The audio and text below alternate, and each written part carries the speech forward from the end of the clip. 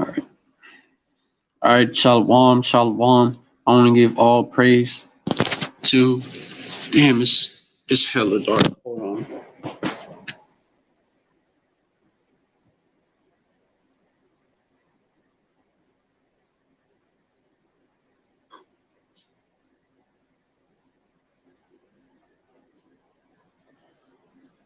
I want to give all praise. Hold on. Hold on. Let me set this damn phone up in a way that I can.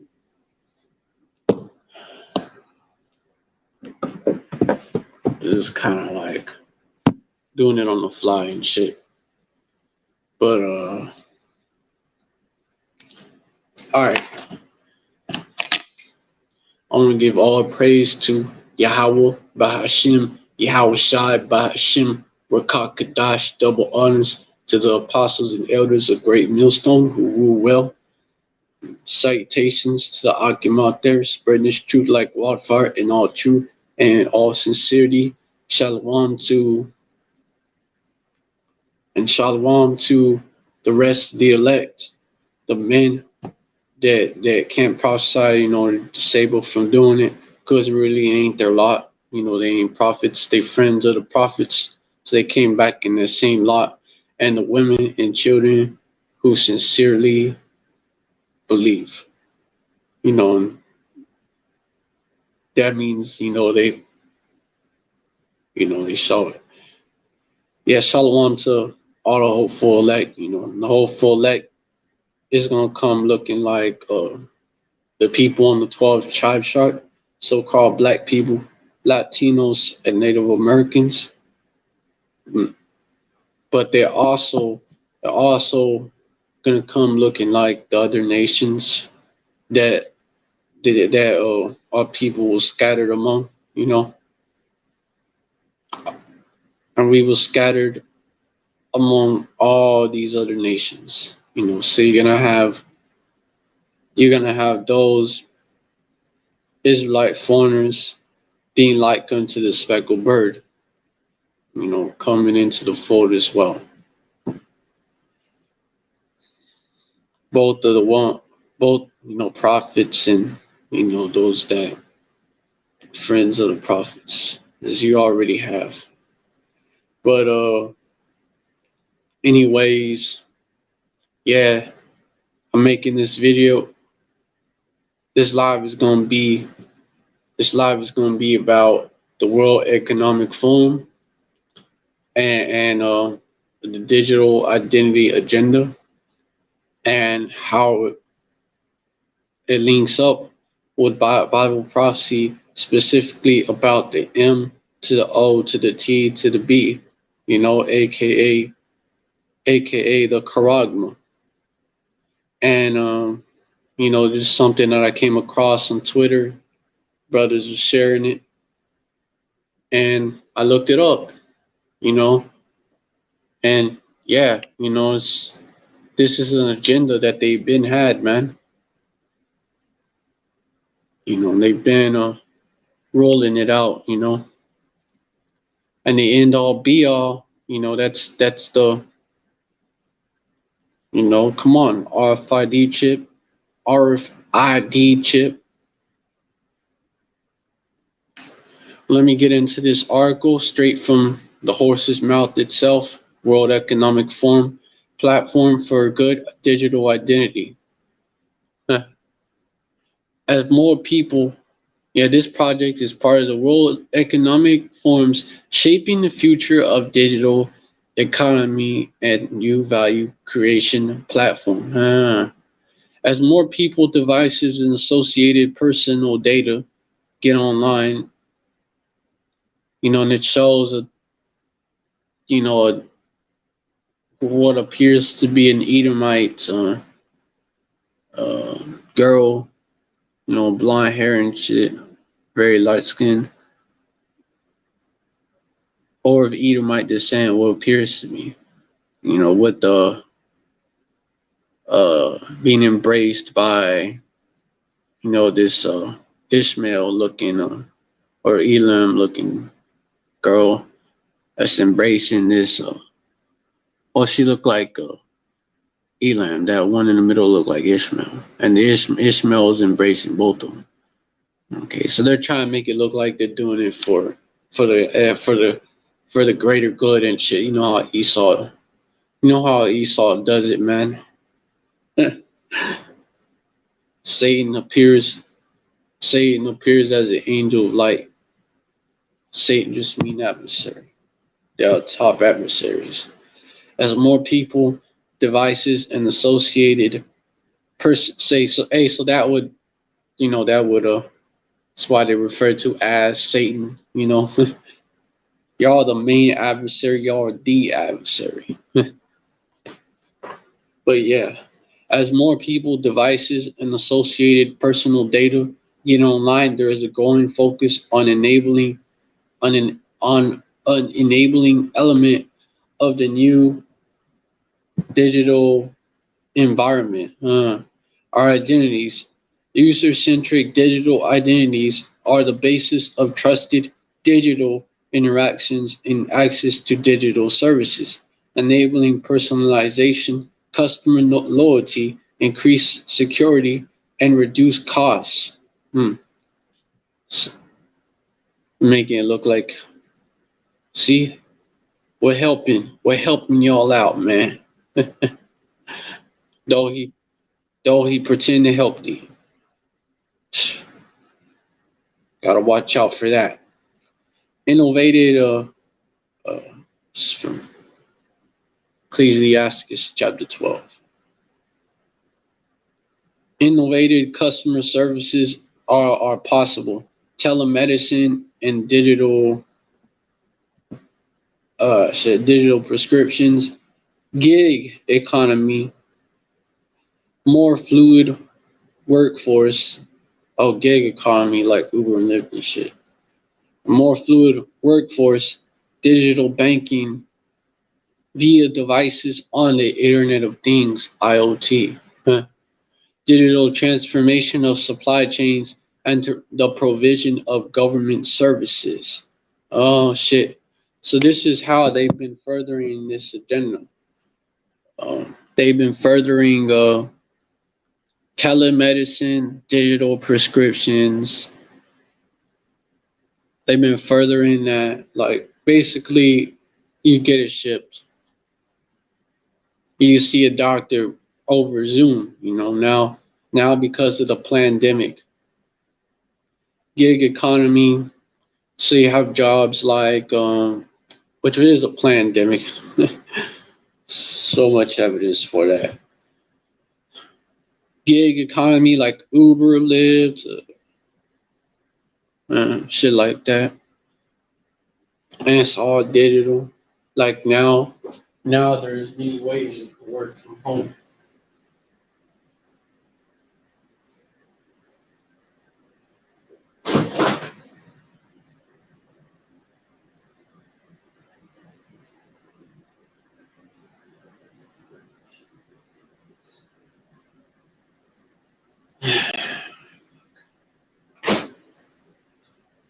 But slack it. Just thinking out loud about some other shit. But yeah, where was I at?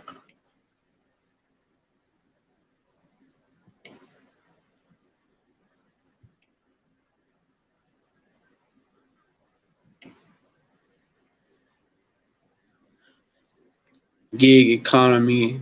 It's becoming more like that. More fluid workforce, digital banking via devices on the Internet of Things. Yeah, and the Internet of Things, if y'all know what it is, it's where all this, everything that you fucking buy, it's basically tracked as an RFID chip in it.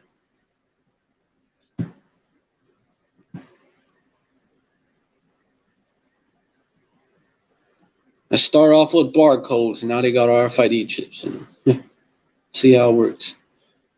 Digital transformation of digital banking and that's going to be used for that. Digital banking. We've seen that get advanced. PayPal and shit. Went from that, created PayPal, when the internet really started popping. And then the other sites came about.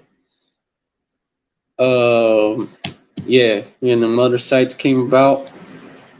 And then you got apps, when cell phones, became big because you had smartphones. You had apps come out, these same sites got apps, and then, PayPal and shit. And then recently you have a Cash App, you have Zelle, you have GPay, Apple Pay. So, you see in which direction they're moving us, away from physical money to digital. Oh, cryptocurrency was a part of that too. Just just a part of how Esau does things. Incrementalism. Sneak it in. Be like that. Be like a frog in the pot of water that was cool as fuck last time you remembered. Then it was slowly being warmed up all the way till it's fucking boiling. That's how this devil do. He does shit in a fucking crafty way. So you have to watch him. Digital banking via devices in the Internet of Things, digital transformation of supply chains, and the provision of government services. They're making it, and also notice something else. They're making it seem like, oh, it's so convenient. It's such a big improvement,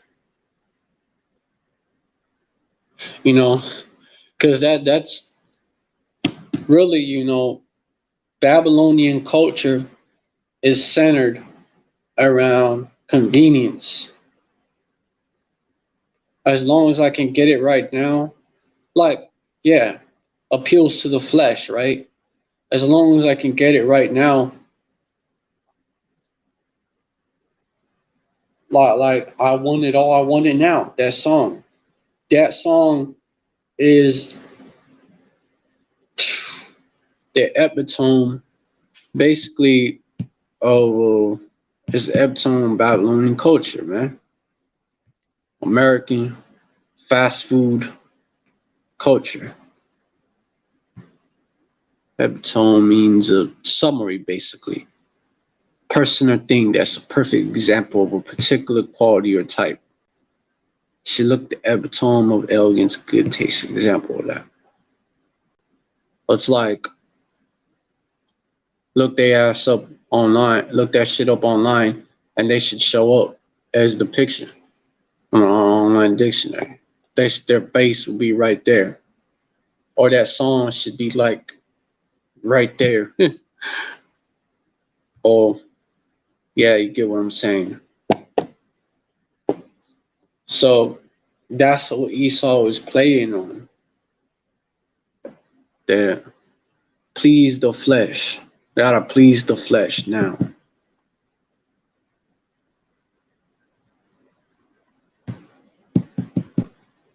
That all that temporary shit, man. As that's really, really, you know, it goes to show that Esau goes to show who's ruling the world, because so much goes into this.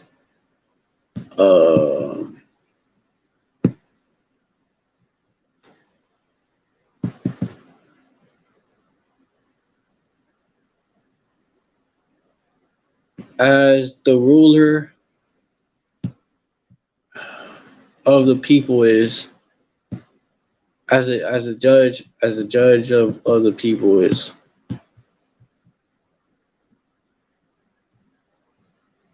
So are the people. Basically, we get that little precept. There's so much that going into this. There's so much. Like just like how Esau is like, cause Esau sold his birthright for some fucking not even fucking bowl of lentils and meat that wasn't even done. It was it was rare. Wasn't even done.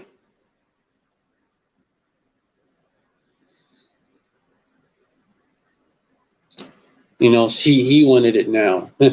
He couldn't wait. He sold something that was eternal, that would stick with him and his entire lineage that came from him, his entire nation.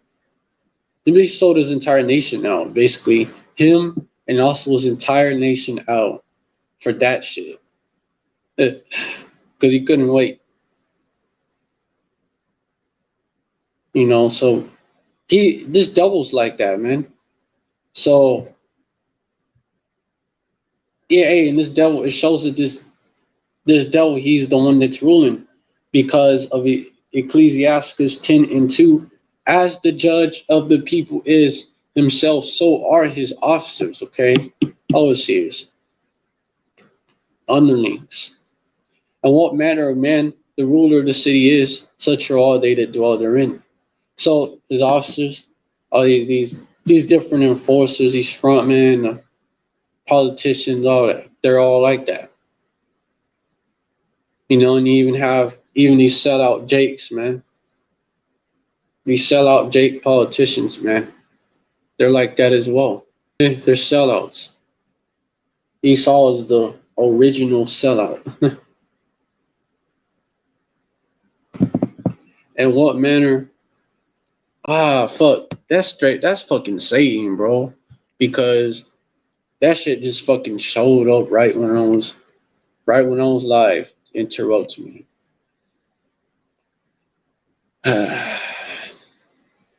And what manner of man the ruler of the city is, such are all they that dwell therein. Yeah. So not only his officers, but the people of the land, you know, their majority of them have the same mindset of Esau. Majority of them. That song. I want it all. I want it. That's America in a nutshell.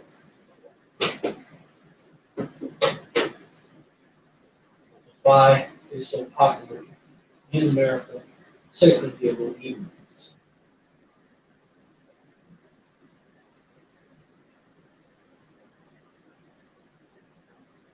It's their mindset, man. It speaks to them.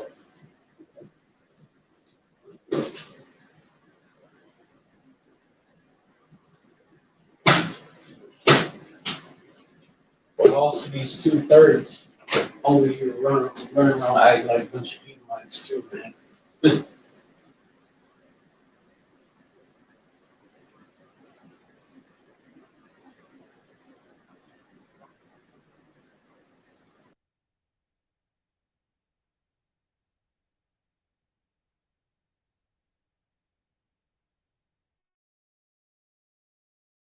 Because they are of their father, the devil.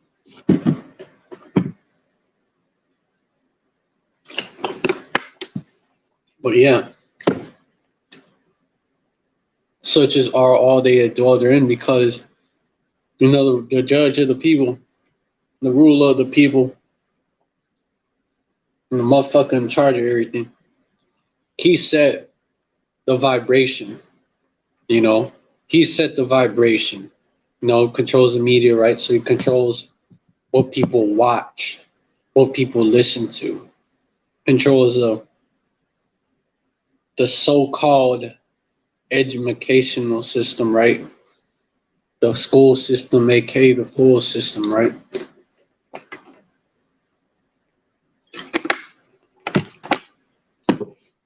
So he controls what people learn growing up. People learn what people listen to, what people watch, shit, what people eat. Because what you can eat, what you eat changes your vibration.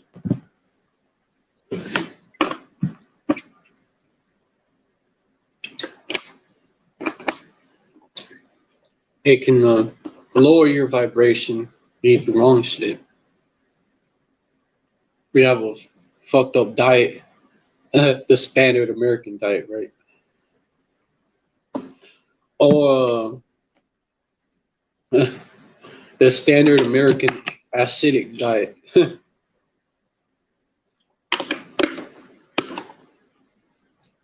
which was heavily, still is heavily promoted. Or it can raise your vibration.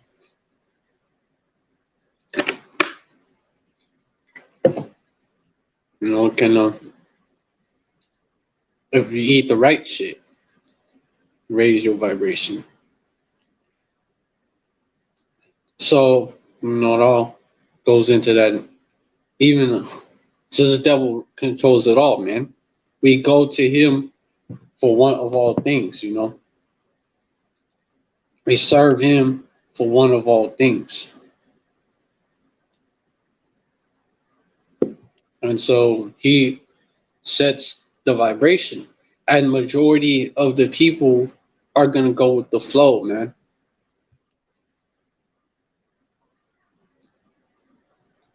You know, there's gonna be a few that buck up, but like majority of the people, they're gonna go with the flow.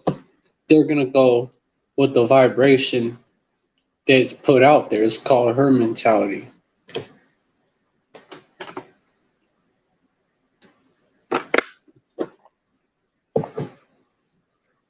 And Esau knows this. You know, he studies psychology and shit.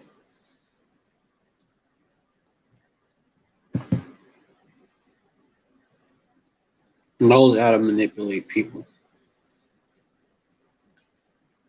Play them like a fiddle.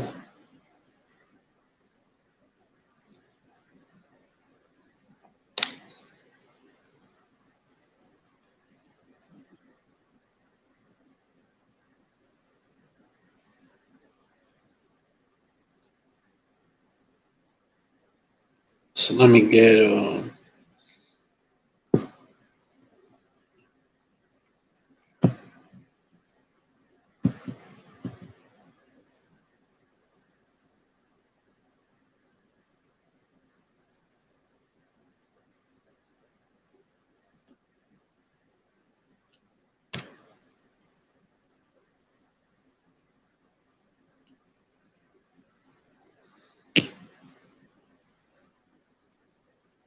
so like basically, okay, we one of all things is pursuant to the curses. You know, we have to depend on this man. So basically, this devil, he you know, use it to manipulate, play the people like a damn fiddle. You know, to program you to be this way from the jump, from the get go. So that you want this type of shit, man. You think like a fucking Edomite.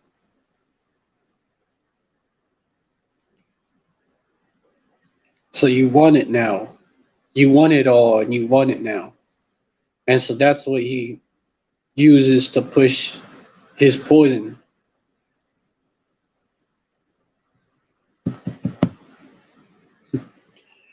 Hey, it's how crafty this devil is, man. He got you wanting that shit.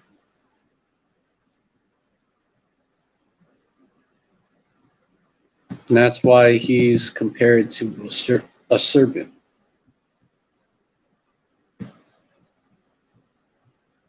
Because basically, hold up.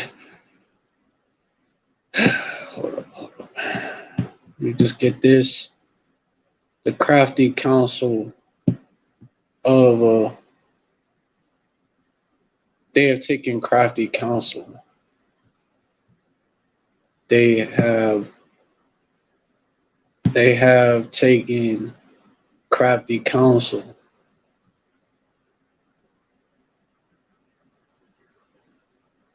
Shit, hold up. Always plotted. It's like now you have 2/3 always plotted. See, they follow that vibration. 2/3 always plot on each other. Like demons. Like a bunch of devils.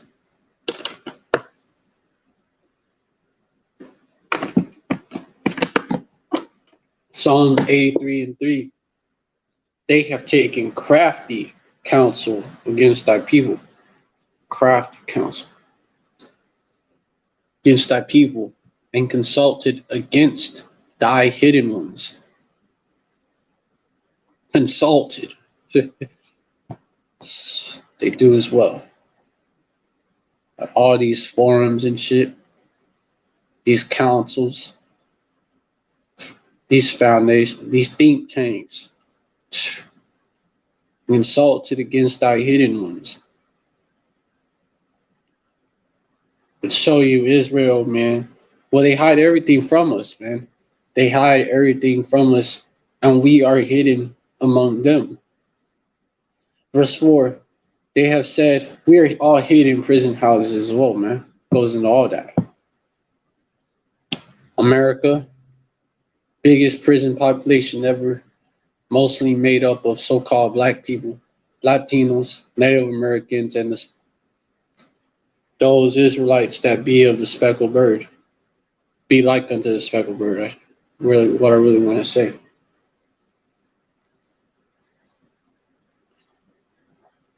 They're the ones that make up the bulk of the prison population here.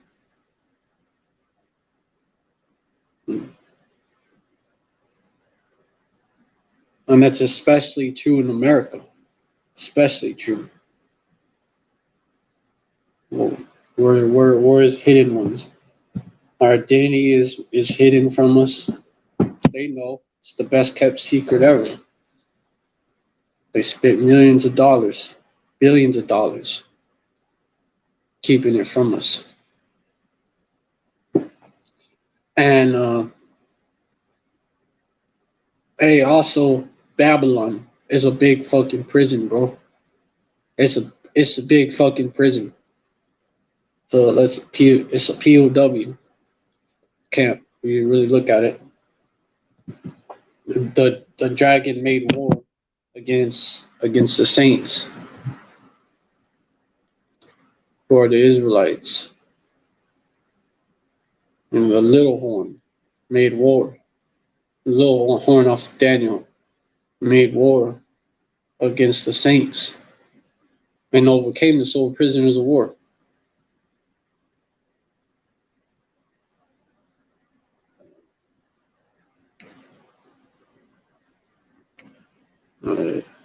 Not gonna hold on.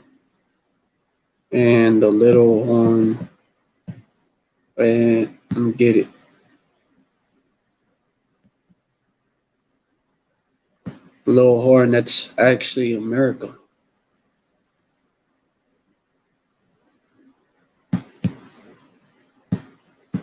Because the 10 horn beast, that's their mother NATO countries, man. All 10 horns. NATO/EU countries. That's what that represents.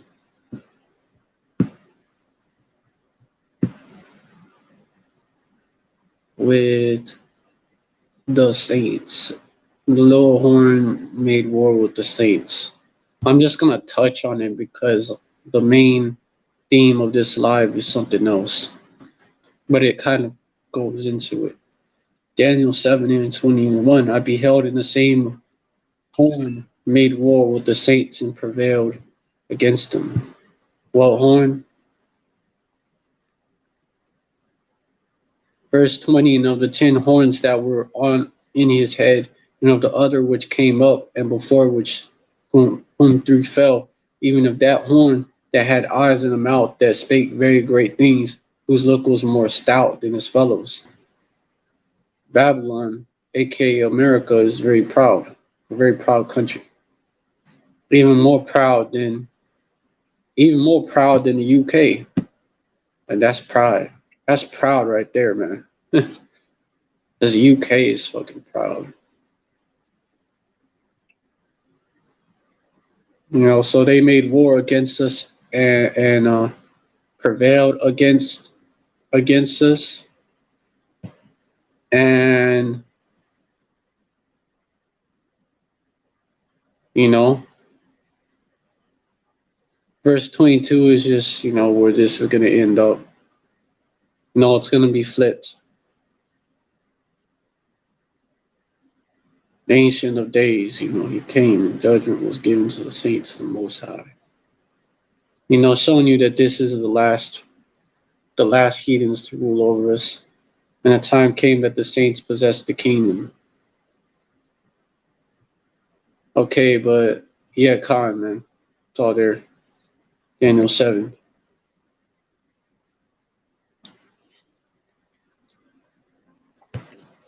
But yeah, verse 4, they have said, these are his hidden ones. They have said, come and let us cut them off from being a nation, that the name of Israel, Yasharallah, may be no more in remembrance. There you go. That is their whole plot. They wanna erase us as a people. They want to erase us as a people. Ultimately, they've erased our identity from our heads, and we're getting it back. But they want to reset all that. That's what the great reset is all about. They want to. They want to do that. Just be like Men in Black, wipe that from our memory again. They want to make us slaves again, antebellum, man. They want to make us hardcore chattel slaves again. And antebellum, man. Show you that. Antebellum. Basically talking about when we was in hardcore slavery.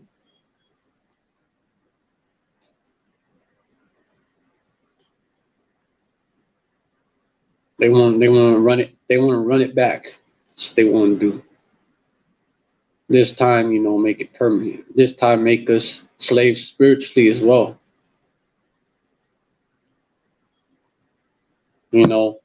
So that the Esau, he wants to have control over all that, man. Over your thoughts and shit too. So control over, basically, he wants to be like the Most High, man, and control everybody. And he wants to control everybody and then pick and decide who lives and who dies and shit like that. Like, eventually they want to just erase Jake and just do away with Jake. But they're really aiming at the elect, because the elect are the real threat. Verse 5, but they want all you Jakes dead though.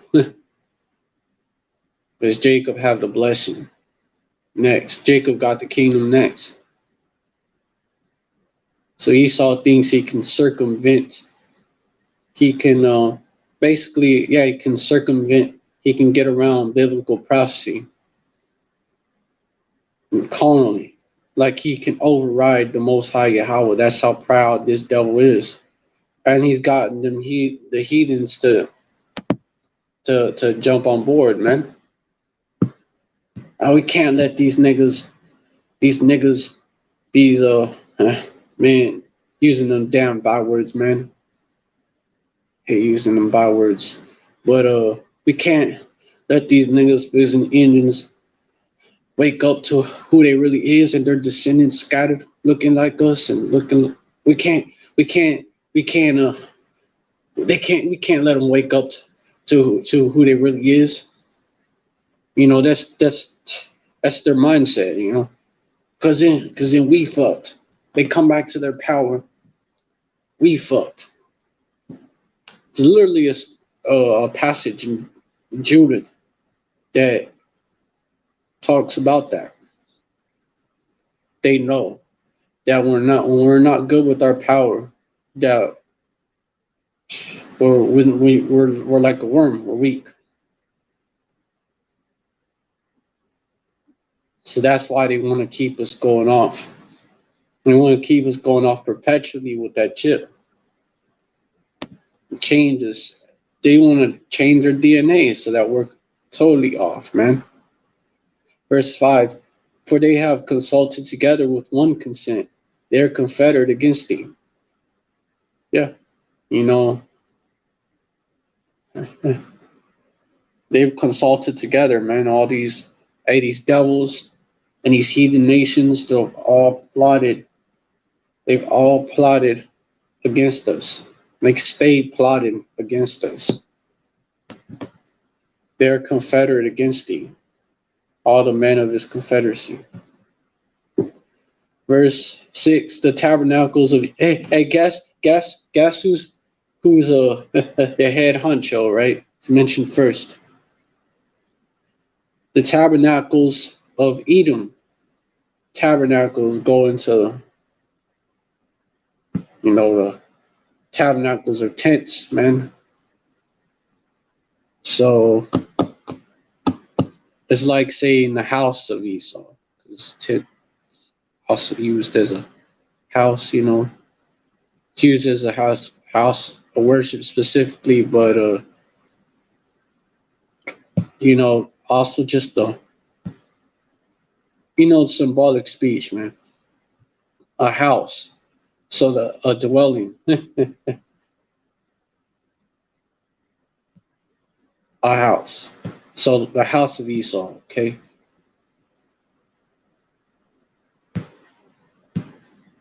The tabernacles of Edom, specifically their house of worship, synagogue of Satan. Yeah, tabernacles of Edom. Well, those would be the 1948ers. But yeah, well, the synagogue of Satan would be the chief house of our adversary. So synagogue means chief house. And so the tabernacles of Edom, when you look into it, it does. You'll find it.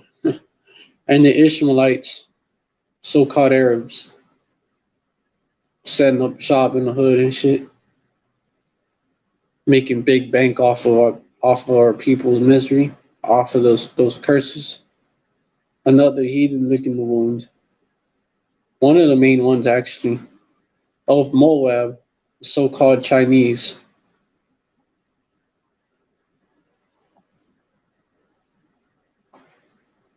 And another heathen dog licking the wound, selling us fucking dog meat and shit, calling it chicken.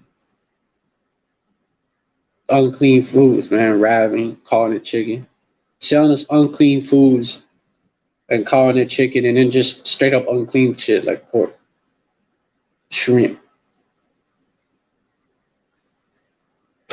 Bottom feeders and animals that feed on bottom feeders. Clean the world's cleanup crew, man, and that's their role. But they feed it to you.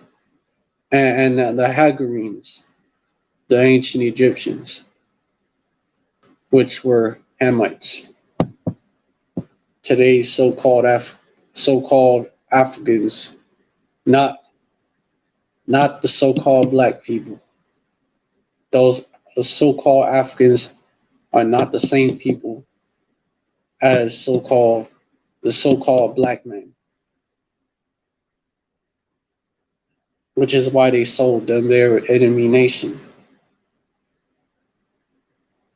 And you know, you look in the records, and yeah, you know, they're selling people of a different ethnicity, man, different nationality. Just like Chinese and Japanese, they're not They look alike, don't they? But they're not the same people. Chinese are the Moabites primarily. The Japanese are the Ammonites primarily. And if you was to confuse one for another, they would get pissed at you. But in the same way, so-called Black Americans, Haitians, and Jamaicans, and many West Africans are not the same people as the indigenous native people of Africa, the Hamites. A lot of them look into those West Africans. A lot of them, they're not native to Africa, which is the land of Ham. They're not native there. They migrated there. 70 AD. After 70 AD, around that time period, there's a record of people called the Bantu that arrived from the north.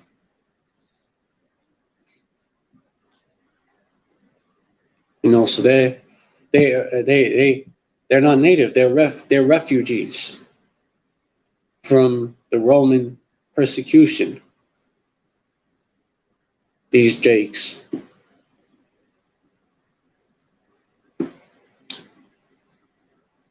I'm not saying all Bantus are Jakes because you had intermixture. And you had some heathens cleave to. All right, then you had just like you have Ham among our people over there, because of that. Come on, they've been in there for many generations. Israel, Ham, living next to each other. Come on, you're gonna have that, which is why you don't go by physical appearance. But yeah, those indigenous Africans, those Hagarenes, Hagar was Egyptian. They're involved as well, man. They didn't do none of that. They conspired to sell our people into the hands of Esau Edom, the self-proclaimed so-called white man who's not really white. Particularly, is going to go into it later on, the house of Amalek, the tribe of Amalek, which is a grandson of Esau. Not those are them 1948ers claiming no identity. That's behind.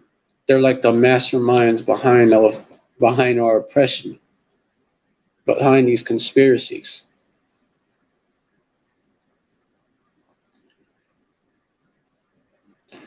And okay, so they conspired with them and with Ishmael. Ishmael played a big role.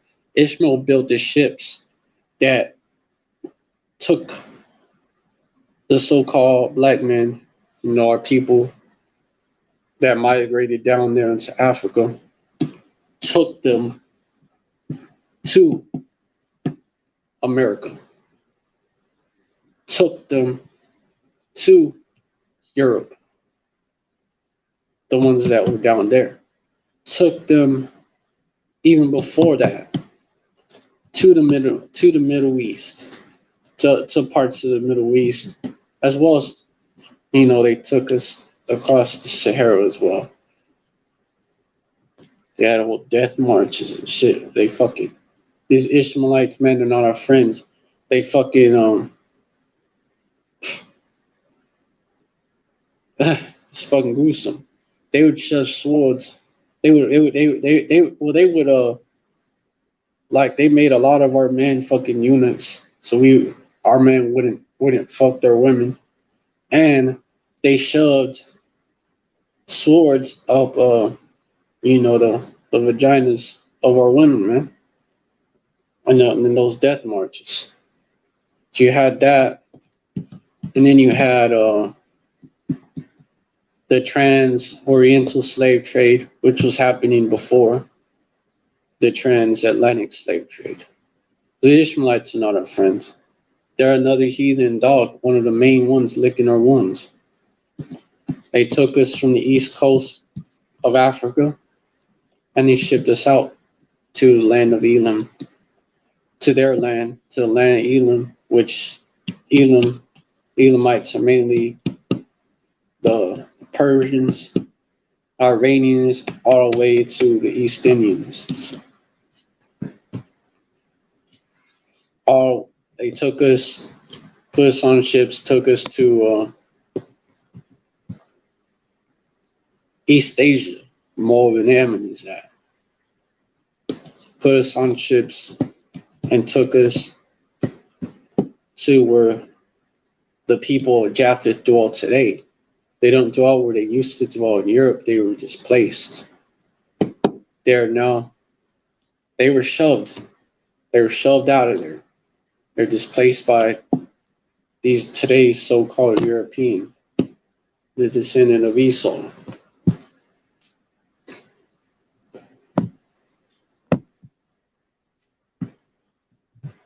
You know, they could see their migration too throughout history. Because they was the Medes. And what do you have that took over the whole world? Well, first they had to displace those people first. You had the Grecians under Alexander the Freak, what we call him, because he was one.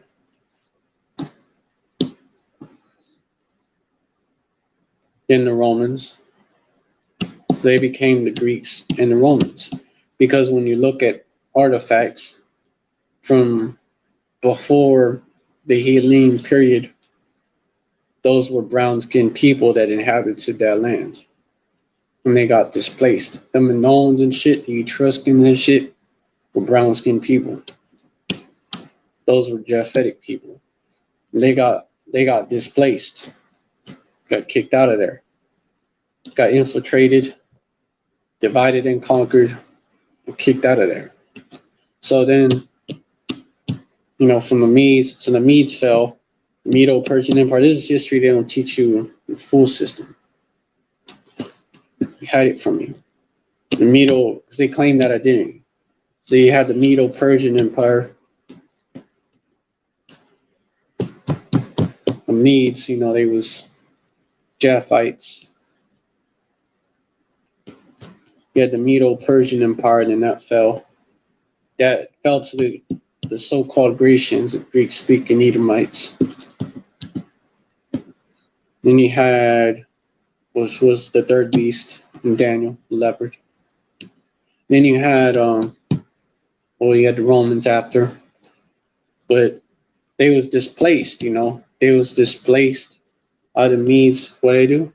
Keep migrating that way. Or what do you have in East Asia? Because the Moabites and Ammonites, you know, they were sent out of there by the king of Babylon. So they were sent out of their land. They was conquered. They was displaced from their original land in Jordan, sent to the other side of the Babylonian Empire, where they kept going east. So the Moabites and the Ammonites, you know, they was inhabiting that land, East Asia, man. So that was their land. So they went further south. They probably intermingled among them, which is why a lot of Pacific Islanders look that way. They kept migrating south, you know, to the Pacific Islands. And that's why, hey, it's in the records that the Pacific Islanders were like the latest arrival to that area, man. Or like actually the inhabitants, the natives of those islands arrived there real fucking late in history. Because they went through all that first. You know, they were arriving, they were slowly migrating from their homeland in Europe.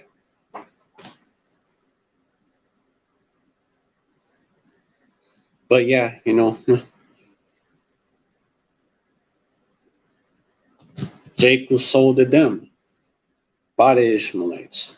So you have Jake scattered all around. That's how they did it. That's how they hid us among them and erased our identity.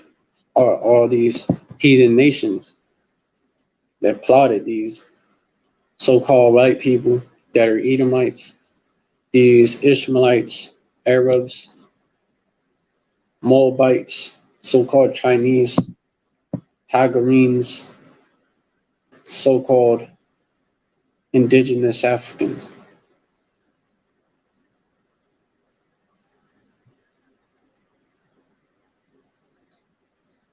And them so-called indigenous Africans. Just had to touch on all that history real quick, but them so-called this had to do with it. As a side note, but them so-called indigenous Africans, man, they be setting up them nail salons as well with the Moab. That's how they be making a big fucking bank off our people curses. Gabal, and it don't benefit none of our people, man. Hey, the Moabite so-called Chinese nail salons, they be treating the so-called black women, so-called Latina women that be going over there. They do too. Be treating them like shit. Be treating them like shit, and it's been on record.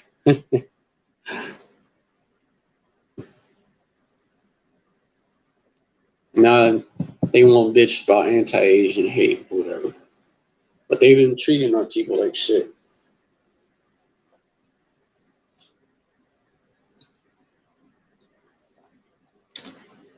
Gabal, get where Gabal is.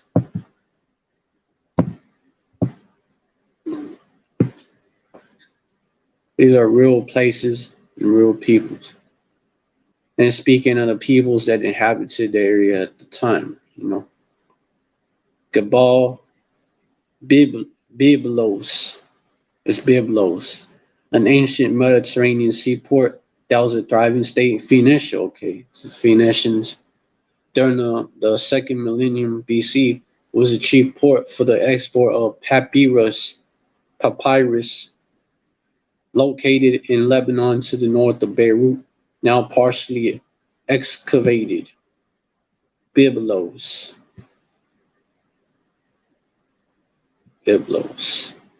Or around Tyre, man. Tyre was one of the sons of Canaan. So the Canaanites, man. The Canaanites. They're around today. They're not in that land, of course, because our people drove them out. Our people in these other nations, but our people played a major role. So where did they go? Further into the land of Ham. Because the land of Israel used to be a part of the land of Ham. So they went further into the land of Canaan. Come on. So they migrated further south. Hey, you do your research, and a lot of them so-called East Africans to South Africans, them Nilaric people, a lot of them is descendants of Canaan. And not our people, man. They played a role in oppressing us. Gabal because that was like their get back. Gabal and Ammon and Amalek. So Gabal, that's the Canaanites. The Canaanites. And Ammon, so-called Japanese. Them so-called East, before I go into this further, the so-called East South Africans, man, they're real different than the so-called West Africans, man. They're real different. They actually hate the so-called West Africans, man, because there's two manner of people. They just deeply hate them. And when you really examine their facial features, they do look different than the so-called West African. They have a different look to them. Similar but different. Because our people look like him, but not all the way. So similar but different. You just got to be able to tell the difference.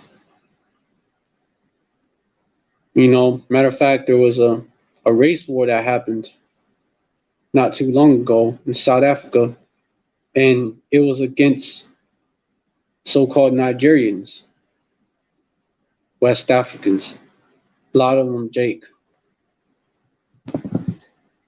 and they were accusing the so-called Nigerians of the same shit that fucking Edomites accused Jake of. Oh, they're lazy. Oh, they're taking all our jobs. Lazy but taking all our jobs at the same time. What a fucking contradiction. But they were accusing our people pretty much the same shit down there. Same shit Esau and these other heathens accuse us of because they are heathens and not our people. Yeah, so Gabal and so-called fucking Satan, bro, causing my phone to fucking act up and bug out.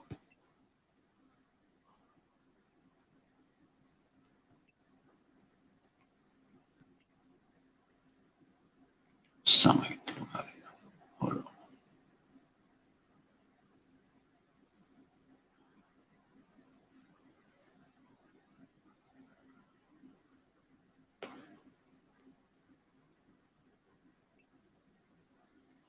So they're not our friends.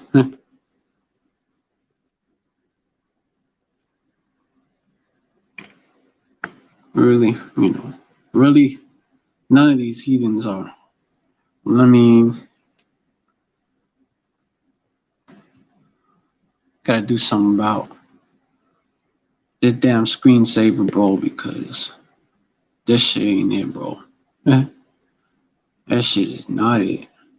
Not when you live, nigga.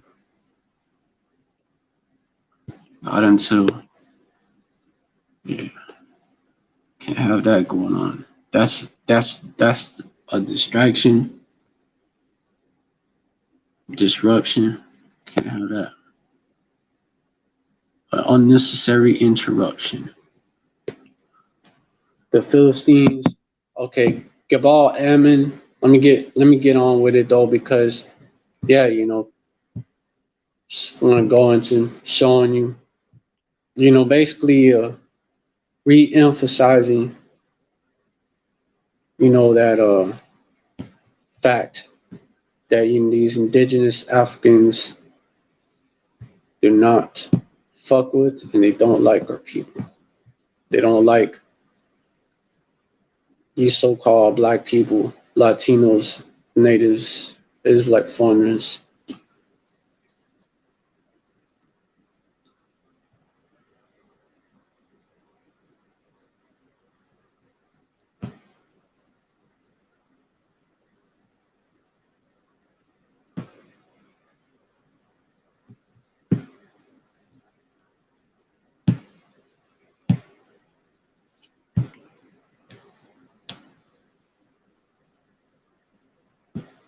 There is xenophobic riots in South Africa against Nigerian immigrants because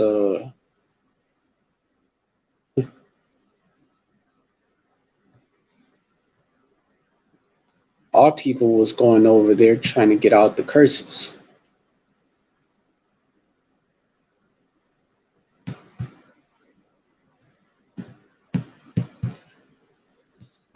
But let me move on before I can't keep going on and on about the same topic when it's not even the topic at hand. Let me move on with it. Gabal and Ammon, so-called Japanese, also make money off of our oppression. Sell us unclean shit out the sea, basically. Raw fish sushi. And for cheap.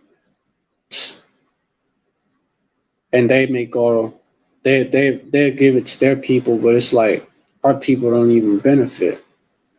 And that shit is bad for you. The Philistines, what they have in Amalek, that's 1948ers again. They're at the head of all these conspiracies. They're the head tribe of the nation of Edom, Amalekites, the nation of people. They're the people that came against our people when we was getting out of Egypt. They ambushed our people. So yeah, they've always been a problem.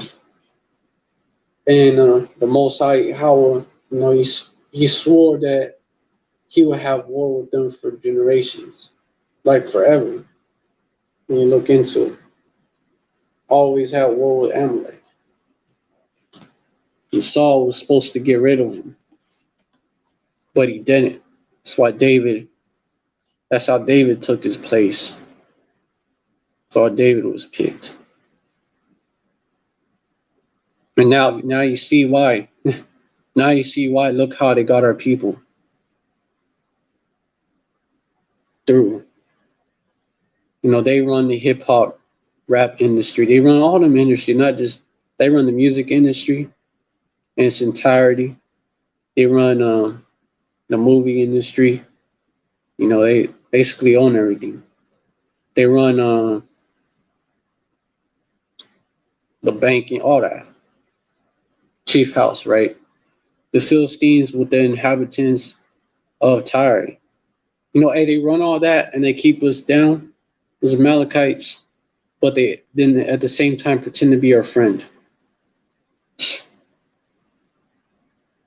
The Philistines with the inhabitants.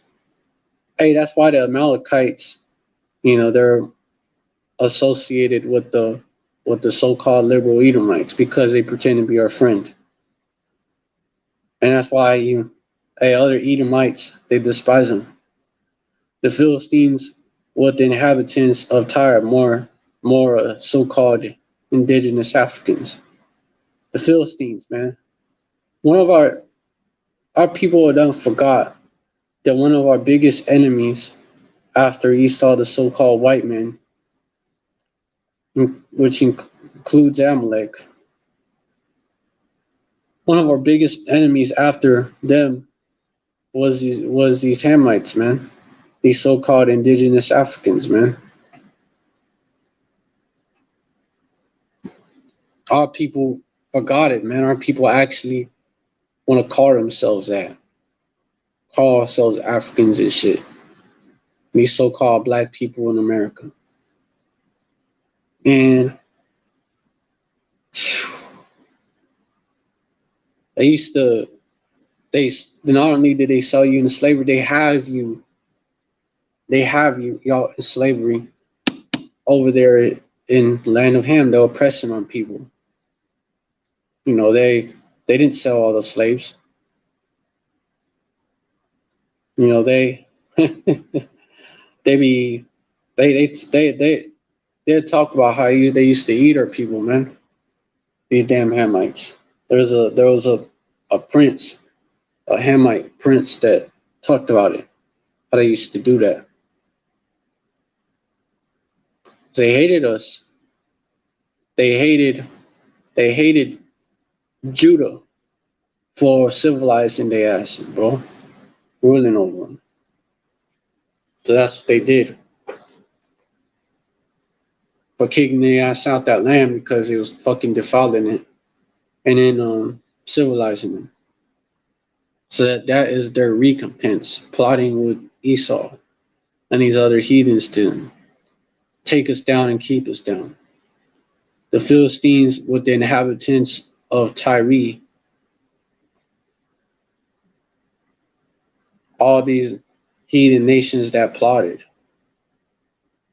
and continue to plot. While plot, here's the thing, Yahweh Shem Shai is turning them against each other. All the men of that confederacy, right, they're turning them against Esau because now they're like, I want next. I want control over that new world order. Each one of these heathen nations. They all want a new world order and to keep our people down, but they want control of it. And each one thinks they got a shot. That's how the Lord is playing them against each other because and they did that to us. So it's recompense. Divided us and our land among themselves. Let me but yeah, these heathens is always plotting.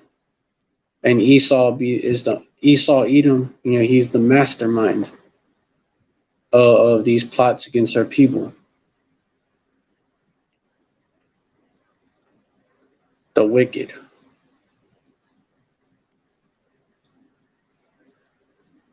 Really, he's the problem.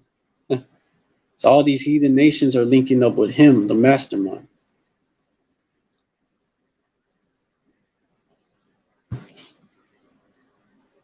Once he goes down, they go down. But yeah, they stay plotting in the World Economic Forum, linking it right back up to the whole theme of this live, right? After that little history lesson, right? The World Economic Forum, y'all for the damn newcomers, but the World Economic Forum, pardon my rough speech, but the World Economic Forum, they're trying to, this is what they're trying to do, man.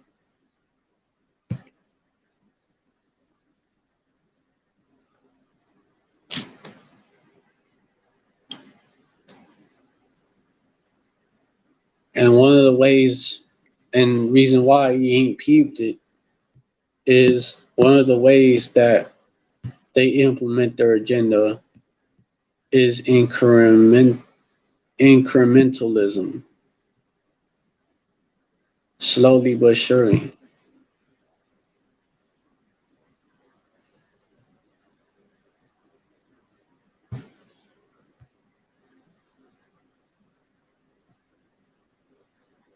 Incrementalism, belief in or advocacy of change by degrees, gradualism. That's what they fucking use. Incrementalism.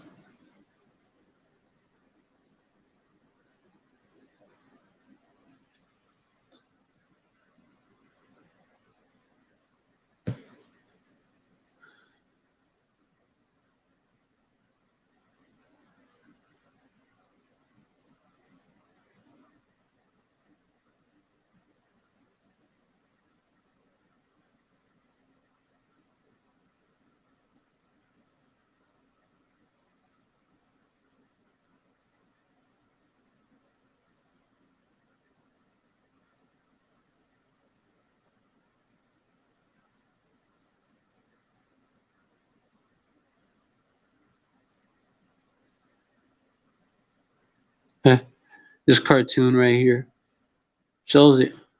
Your Majesty, the people are hungry for a political revolution, shows Bernie. And then Hillary Antoinette, let them eat incrementalism. Wall Street, super PACs. Shows on them back she had. Kind of shows you, kind of demonstrates it for you. Okay, basically they crumbs, okay? That's what that goes into. Give them crumbs instead. You have it like that, then you have that sneaky shit where they fucking sneakily introduce shit. That's what I'm fucking talking about.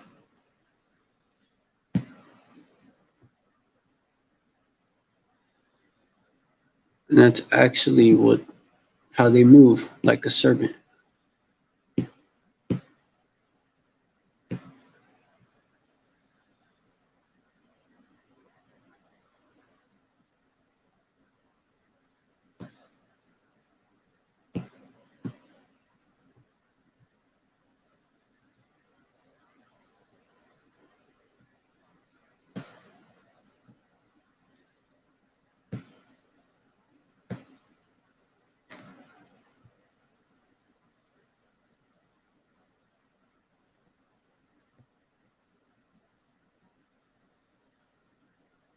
Yeah. Examples of, yeah, yeah, yeah, they use that a lot. Rights for faggots, which they did that quick. And then they got up more rights than us. It's just different agendas that they fucking achieve like that. That's one of their methods. Just had to touch on it.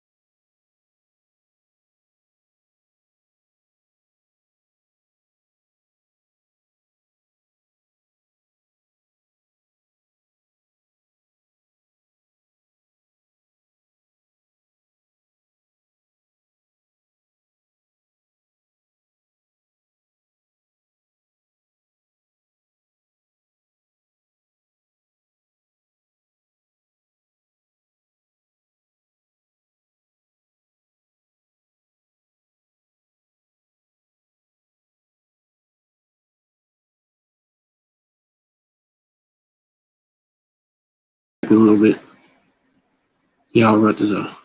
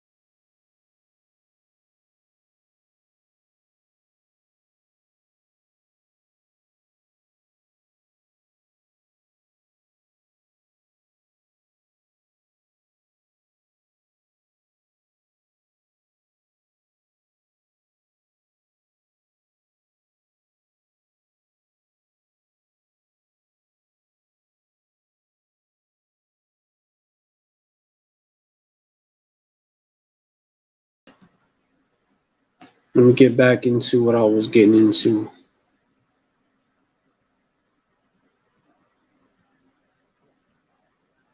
Oh yeah, I was going into basically no, I was going into this World Economic Forum platform for good digital identity. You know, this basically it's a plot they have. Basically, you know how it goes into the M.O.T.B, which is the RFID chip. You know, we can't mention these things. Can't just straight up say what it is, because they're gonna flag it with shit. But that's the way to get around it. But yeah, you know, these devils, they use this. They use different methods to implement their agendas so that people don't know. Like, one of the methods that they use is incrementalism or gradualism. That's what I was going into specifically.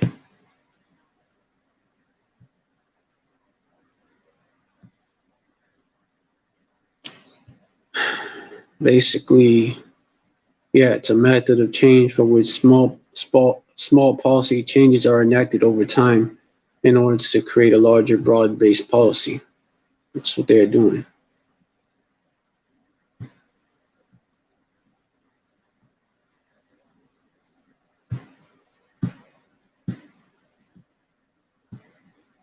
And strategic in criminalism. Oh shit, they catching on. We gotta slow it down. So that's what they've been doing. Oh shit, they don't know. Let's pick it up. That's what they've been doing. This is why they do shit to test the waters to uh, see how woke the people is. But now they're they're being rushed. Their hands being forced because not only is people waking up, which is why they're moving quicker. We see more shit going down. There's a reason why they're doing that. They're speeding it up more than they usually uh more than more than how they usually go, which is like slow and stealthy, is because they're getting exposed for all their conspiracies, all their plans is getting exposed, getting aired out, put on blast. That's why, you know, and so they no longer have that benefit of basically people not knowing.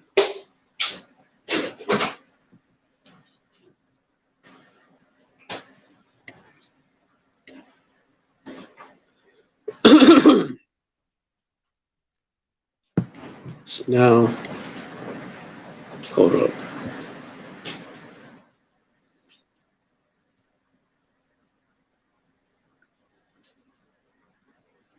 So that's why we're at this point now.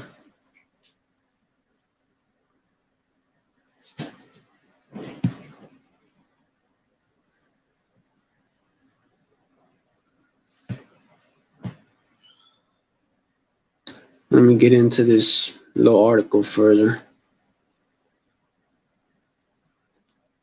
In this era of in this era of unprecedented data and ubiquitous intelligence, it's essential that organizations reimagine how they manage personal data in digital entities and how to solve identity in ways that empower individuals and offer control to individuals on their data, you know, because of course, you know, since it's publicly available, they're going to make it look like, yeah, we're trying to help you out. We're trying to make shit easier for you, but really, nah, man. Really, You know, they're trying to control you better.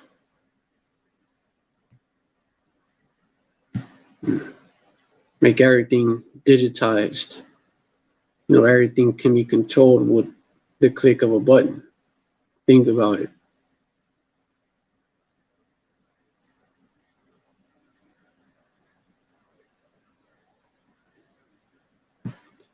At the World Economic Forums, they're talking about how they manage how they manage. Never mind. Thought I saw something else there. At the World Economic Forum's annual meeting 2018 in Davos, a diverse group of public and private stakeholders committed to shared cooperation on advancing good user-centric digital identities. The Platform for Good Digital Identity seeks to advance global activities toward digital identities that are collaborative and put the user interest at the center, so-called. E.g., they are fit for purpose, inclusive, useful, secure, and offers choice to individuals. It will do so by advancing the Identity Coalition's network, the learning and action network of organizations that implement good ID solutions that are human-centric and collaborative, so-called by mapping digital identity coalitions, advancing digital identity, encouraging shared learnings and new coalitions through a global action network, focusing on practitioners implementing user-centric use cases collaboratively, e.g., let's see what the fuck that shit is. EKYC. Use a lot of these those type terms and average individual out here don't know about. The EKYC service provides, and to take advantage of that. But I'm gonna get what it is. The EKYC service provides an authenticated instant verification of identity, and they're significantly lowers the cost of paper-based verification in KYC. What the hell is that? Let's see what it is. The resident may need to provide biometrics for the online eKYC. I swear, dude. Okay, UIDAI. This is overcomplicated shit just to make it hard for you to get. That's some UIAI. There's some. Let me click on the damn article.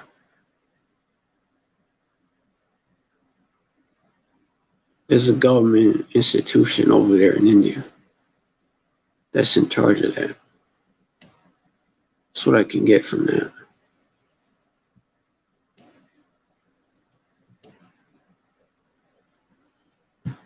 But hold up.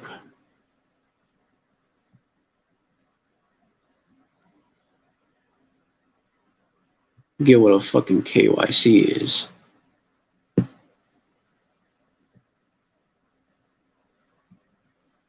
Know your customer. It's a fucking acronym.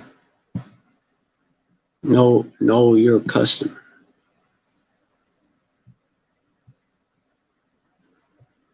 So to EKYC, electronically know your customer, basically. Payments, health credentials, safe work, safe mobility. They want to know their customer, know all about them. Safe mobility, etc. That's why you get targeted ads on here too. They want to send that shit directly to your head, that brain chip. Creating a digital identity implementation guidance for current and future coalitions. Okay, so basically, you see a common theme here, and it's digital identity. And what would the RFID chip be for? It's in the name. Exactly. And it goes into payments, the way you pay for shit goes into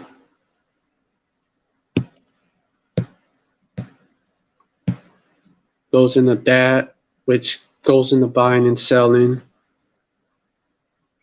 wages, goes into all that shit, goes into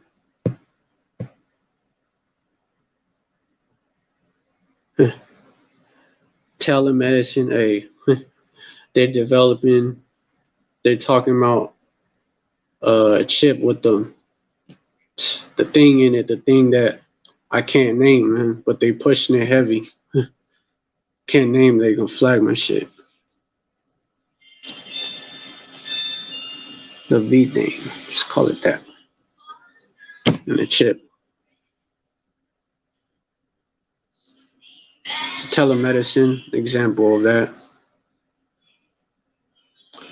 Digital prescriptions. Hey, hold up.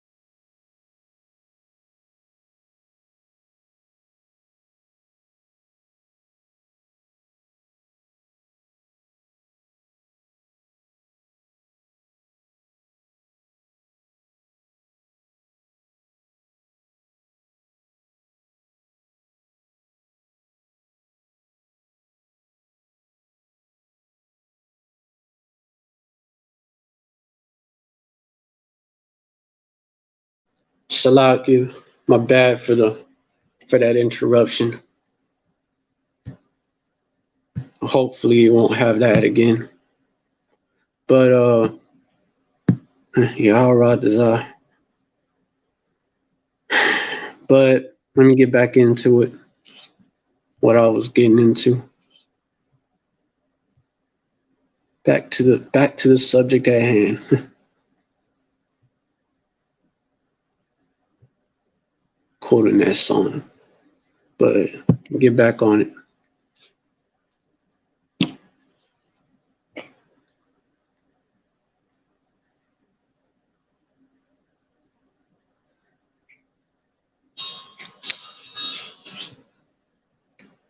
Hey, plug them headphones in.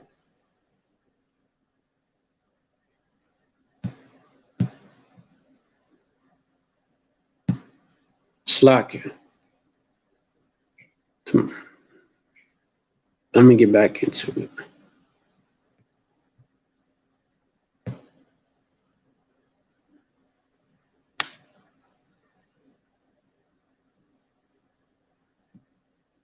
Telemedicine and digital prescriptions, gig economy, more fluid workforce, digital banking. So, you had the push for cryptocurrencies, and then now you got the push for central bank digital currency, digital banking. That'd be like, yeah, digital banking. You go right into it. Even the money is digital. Digital banking, and then you would pay for devices and the Internet of Things and products that you buy. They got fucking RFID chips in them. They hide them in them. Digital transformation of supply chains and the provision of government services. So your checks and shit. Hey, the money is digital. The money is digital, and they're gonna send you your STEMI check right to your chip and shit. And they've been planning this. That way, they turn off your chip. It's for total control. They turn off your chip, and you can't do shit.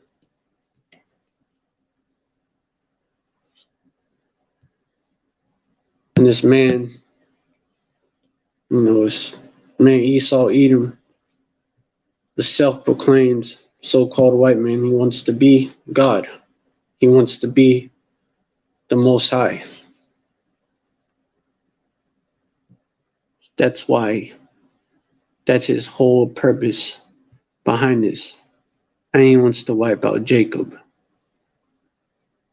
which is the so-called black people, Latinos, natives, and Israelite foreigners that look like the other nations, including like these so-called white people.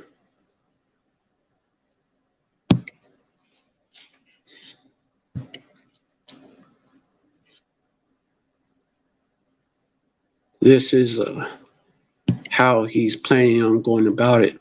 And it was prophesied, Revelation chapter 13.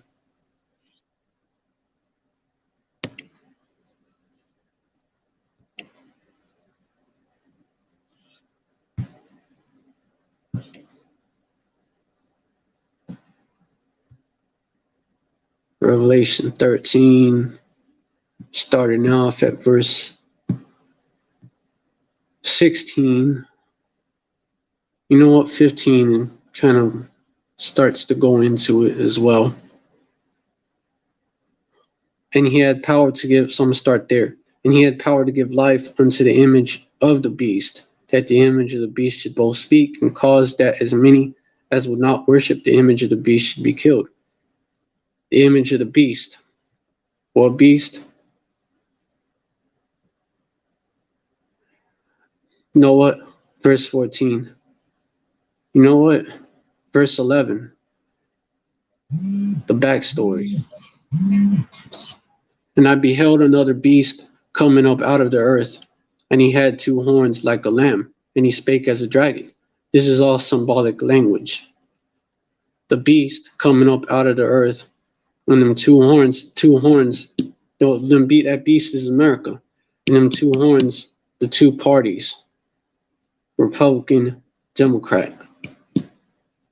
Like a lamb, you know also how this devil comes, man. And this particular beast portrays itself to be a God-fearing nation, like they fear the Most High power of the Bible. This America claims that, but it does nothing but. And even the foundation of this country, it was going off. Raping, murdering, and stealing.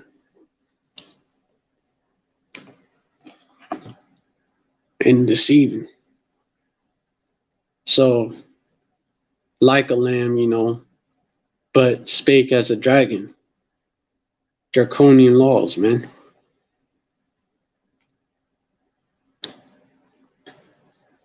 Which that's basically these unrighteous decrees. That's what it is. So when you get into what draconian is, that means of laws and their application excessively harsh and severe.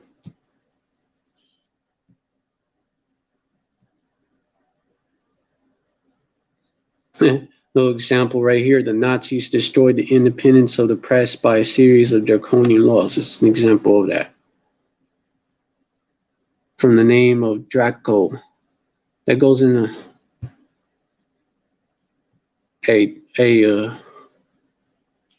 you could see the correlation with the dragon.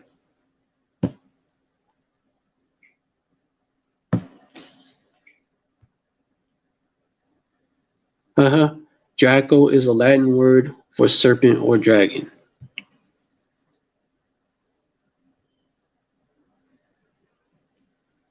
Spake as a dragon, unrighteous decrees.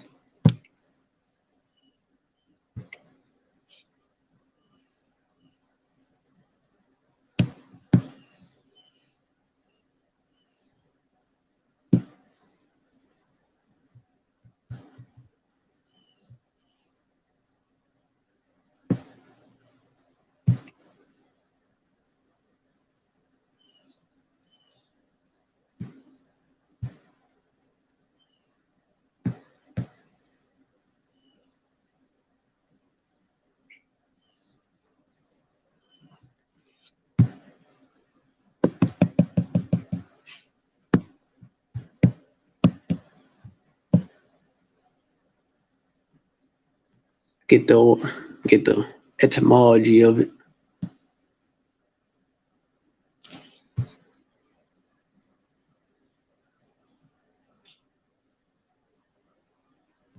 Okay. Special ordinance or regulation promulgated by authority.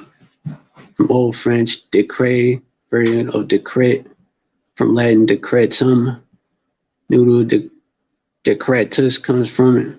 Past participle of discernance, decree, decide, pronounce a decision.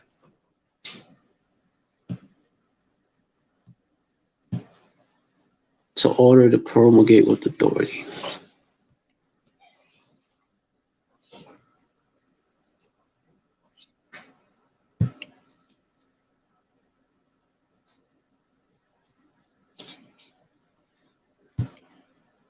I'm going to the store.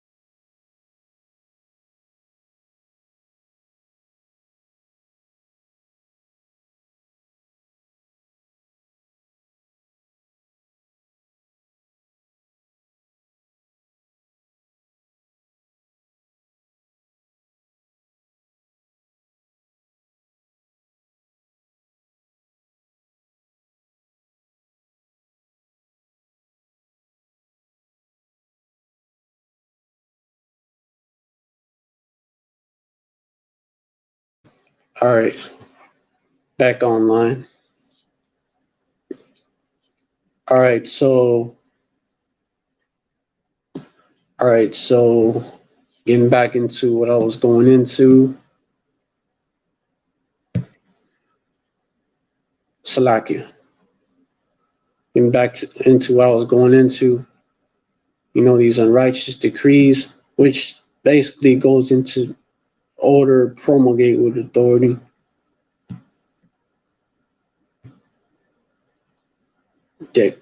Decretory.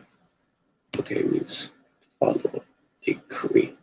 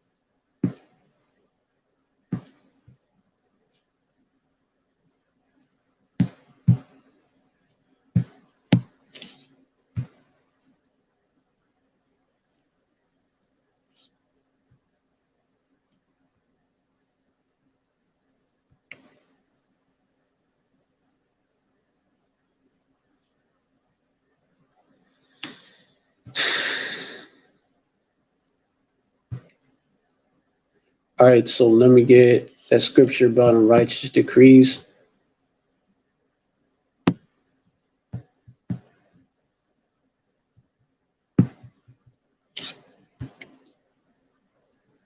Isaiah 10:1. Woe unto them that decree unrighteous decrees, and that write grievousness which they have prescribed. Verse 2, to turn aside the needy from judgment, and to take away the right from the poor of my people, that widows may be their prey, and that they may rob the fatherless, and that's all this devil does. So that's all he's been doing, speaking as a dragon. But now he's doing it more out in the open and shit. More harsh, unrighteous decrees.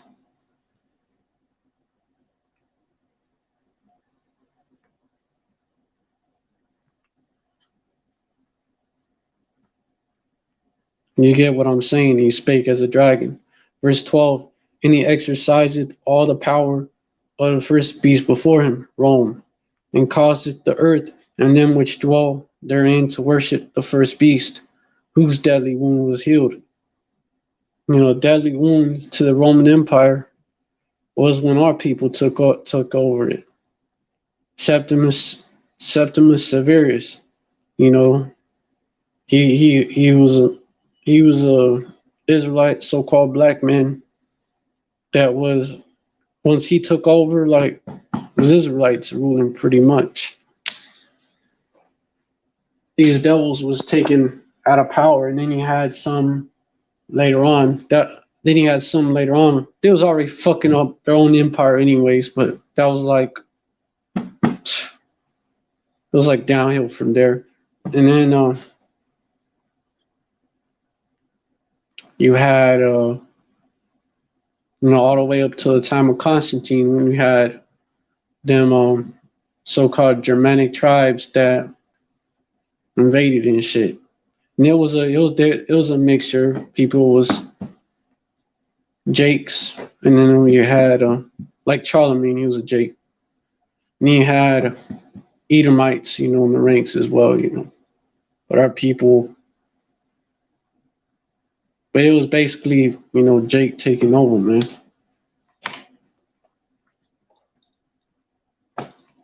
That started the so-called Dark Ages. They say they call it that because basically nothing was going on and nobody knew shit. But that's bullshit, though.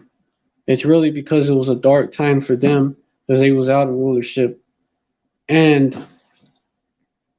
it was all people, the Israelites, particularly the Southern Kingdom, so-called black people. They was ruling, which is why you had something called the black nobility, and you had people called the Moors that were ruling. And all Moor means is dark skin to black. And you have depictions of these Moors that were ruling.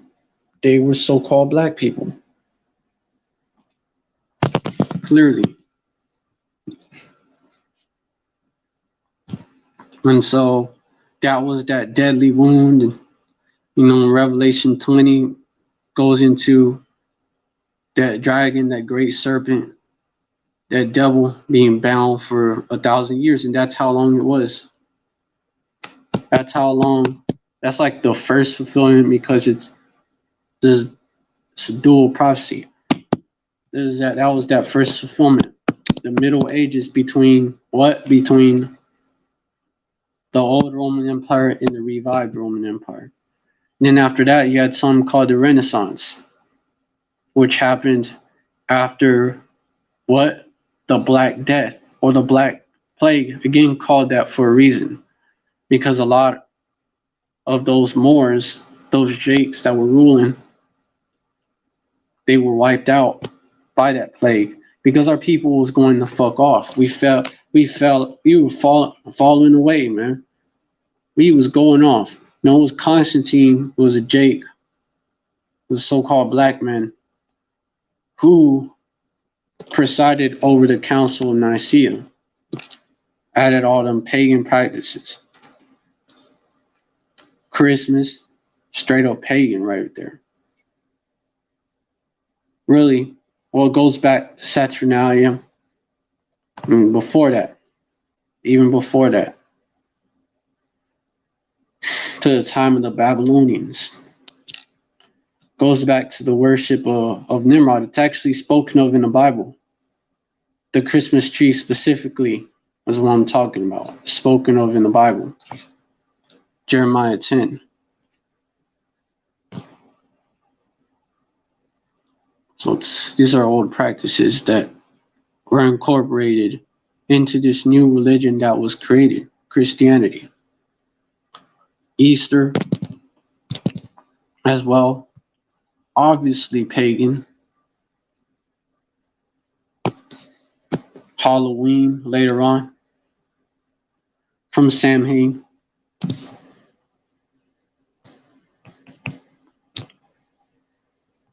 But that's what he did, and since then we was our people was falling away, man.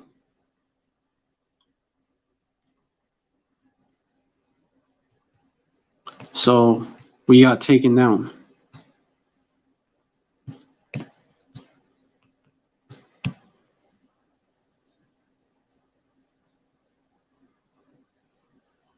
Yeah, Jeremiah 10, and hear ye the word which Yahweh speaketh unto you, O house of Israel. Verse 2, thus saith Yahweh, learn not the way of the heathen, be not dismayed at the signs of heaven, for the heathen are dismayed at them. Verse 3, for the customs of the people are vain. Because, Like, for example, Christmas is based off the winter solstice and shit as well. Verse 3 for also let you know all that astrology shit is fucking off. Be not dismayed at the signs of heaven, for the heathen are dismayed at them. Verse 3 for the customs of the people are vain. For one cutteth a tree out of the forest, the work of the hands of the workmen with the axe. Verse 4 they deck it, chop a tree down. They deck it with silver and with gold. They fasten it with nails and with hammers, that it move not. Come on. Verse 5 they are upright as the palm tree, but speak not. They must needs be born because they cannot go. This fucking idol. Be not afraid of them, for they cannot do evil, neither is it in them to do good. And the reason why Constantine did it is because, we wanted to bring all those, because all the people, all those citizens in the Roman Empire that wouldn't have been down with it if it was basically didn't trust in the Most High, man. Instead he made a covenant, basically a pact with the heathen, introducing all these pagan practices in there. Okay, you keep your Saturnalia. We're gonna call it Christmas, for example. And Constantine himself was a pagan. Also that. He was still into them idols, man. Which represent demons, man.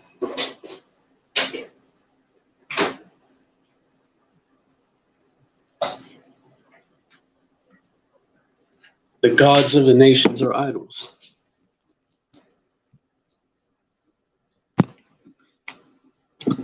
Psalms 96 and 5. For all the gods of the nations are idols, but Yahweh made the heavens.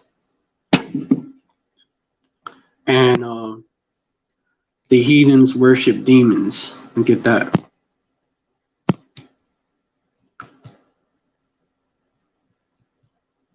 Basically, I'm saying it in other words.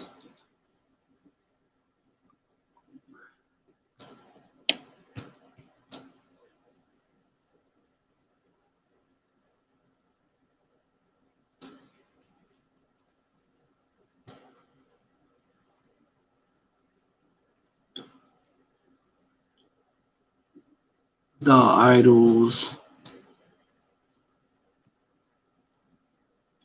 Shit.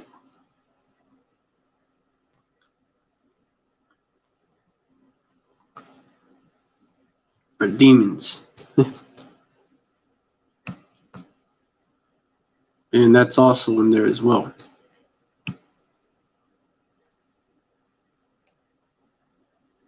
It's in the nations, the nations, let me get it. The nations worship demons.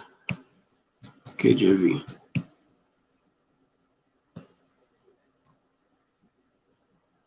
One Corinthians 10 and 20. But I say that the things which the Gentiles, the heathens, they sacrifice to devils, but when you look in the Greek, it's demonios, and not to power, Yahweh. And not that ye should have fellowship with devils.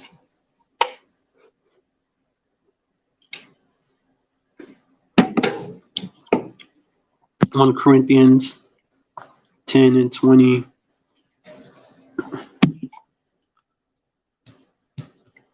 So those idols are demons.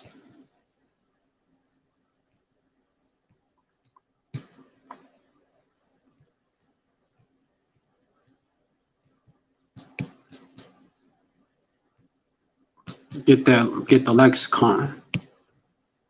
That goes into the original words there.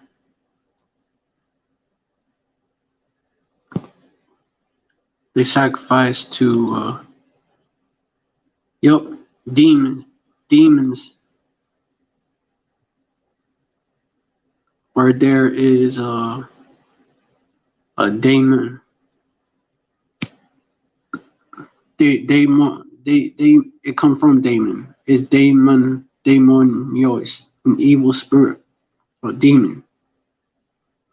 So they worship evil left-handed spirits, a heathen deity.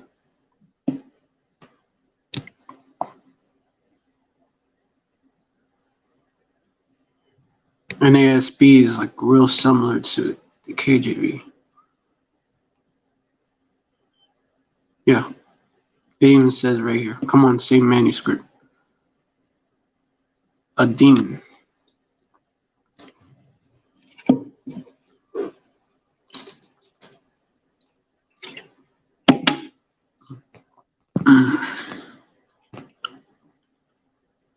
Okay, so and the next verse is actually a cut to Constantine. 1 Corinthians and what he did, 1 Corinthians 10 and 21. You cannot drink the cup of Yahweh in the cup of, says demons. KJV will say devils. You cannot partake of the table of Yahweh and the table of demons.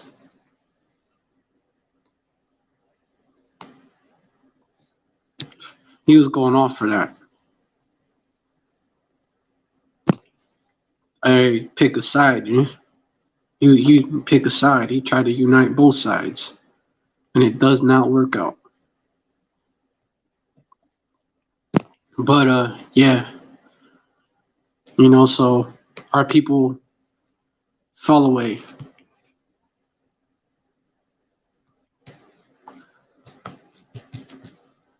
There was falling away first.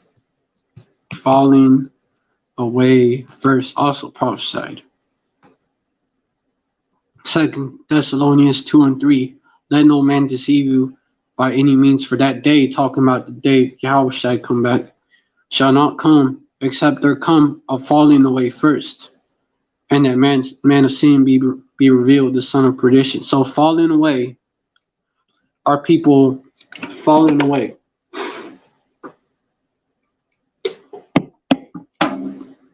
Like that saying in the world, you fell off, bro. Our people fell off. Our people fell off. Became fucking Gentiles in the mind again.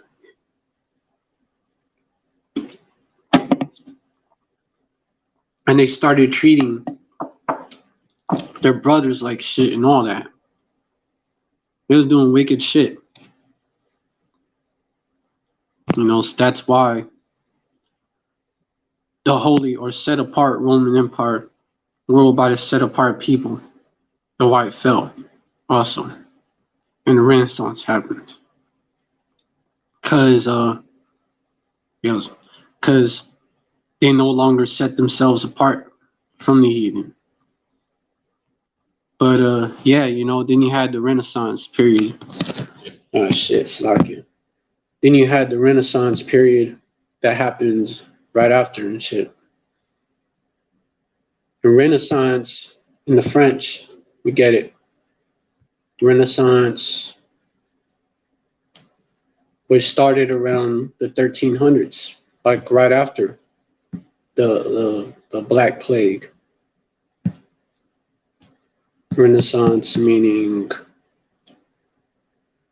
what does Renaissance mean?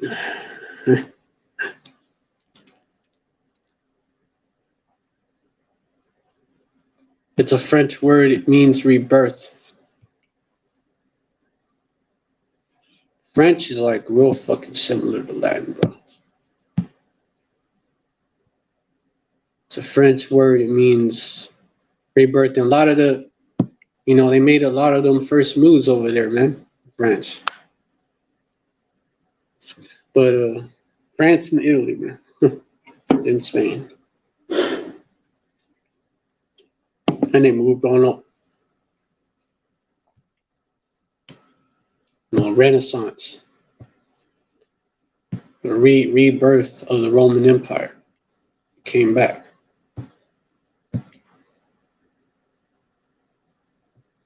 And that's when they whited out. They made the Jakes that were ruling, the depictions of them look pale, and destroyed as much artifacts as they could. The rest they hid them back to museums and shit like that, buried them even. They all them Renaissance paintings and shit, revisionist history.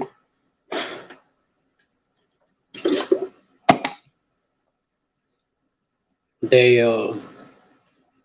made the Hawashai look like some Edomite hippie. Used the image of Cesare Borgia during that time period. She's a Caesar bow. Cesare Borgia means Caesar. Our people fucking they can't let go of that image, and it's fucking, and of course they can't. So a devil named Caesar in Italian, they chose Caesar over Yahushai, and they still do. That's why 2/3 gotta go. They're gonna go. But yeah, get back to the point, man. It's so shit, man. It's like just one aspect of these prophecies. Like you could get so much into it. It's like layers after layers after layers after layers after layers, bro. It's like so many aspects to it. It's like one aspect with so many. It's like it's levels to this, man. There's so many levels to it. And like you get lost. You get lost if you ain't careful, man.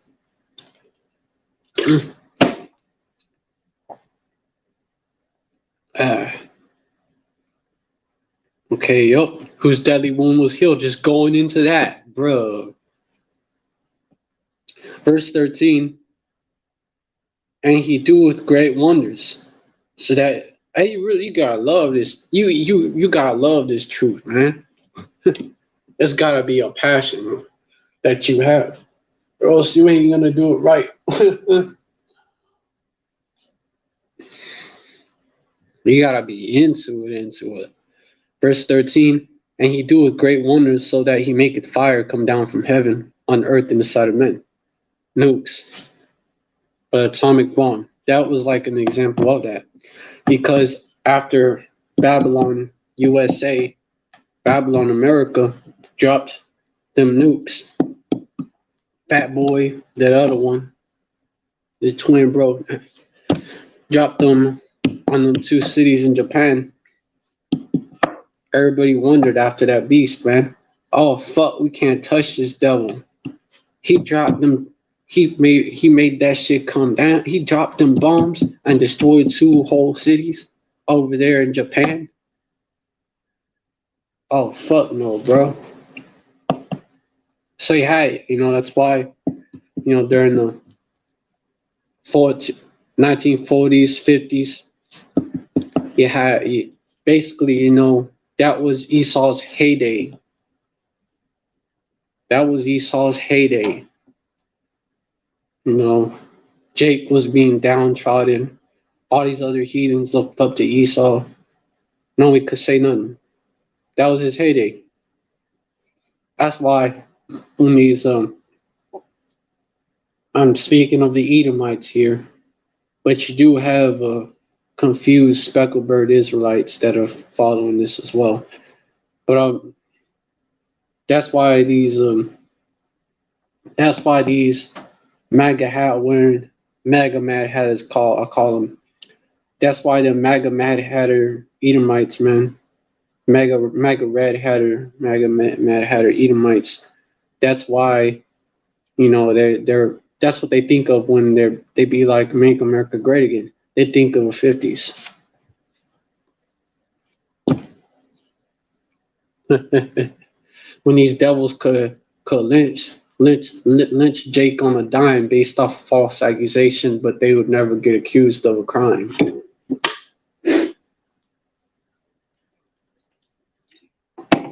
That's they long for those days. And them same devils, that participated in the lynch mobs, man, in their past lives.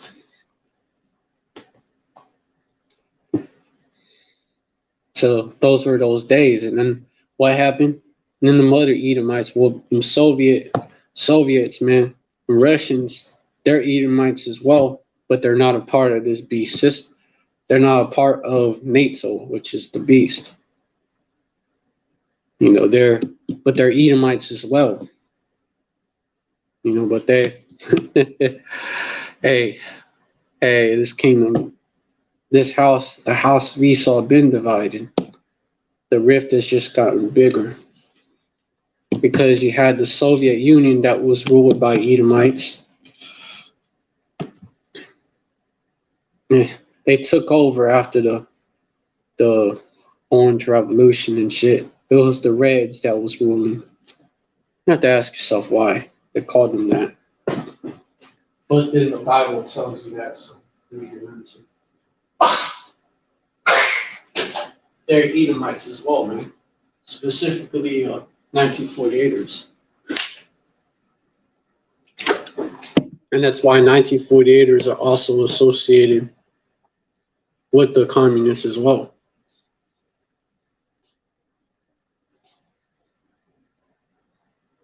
But yeah, then the Soviets got it after them. Yeah, the Soviets like almost right after. Then it was weird how they got it, man. It was like a whole move they did, man.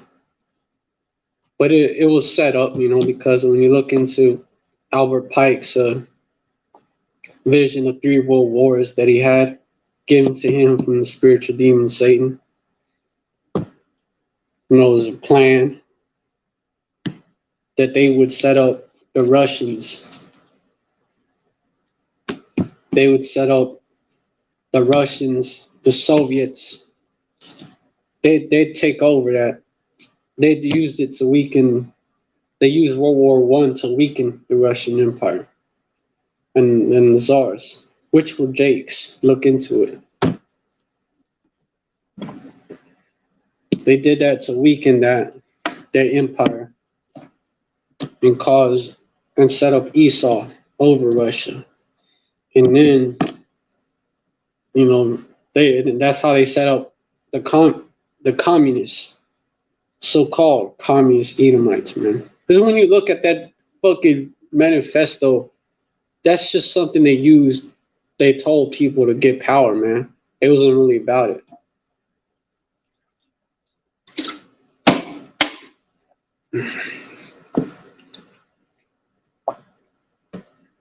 So, you had that. You had them get the nukes. They had nukes, and they had that set up just so, like, basically, it wouldn't be one country that was, like, running everything. America, which represented the religion of Christianity. Because, it was fucking optimized. It was fucking, like, tweaked and shit to fit so-called white supremacy. So you had America that represented that, and then you had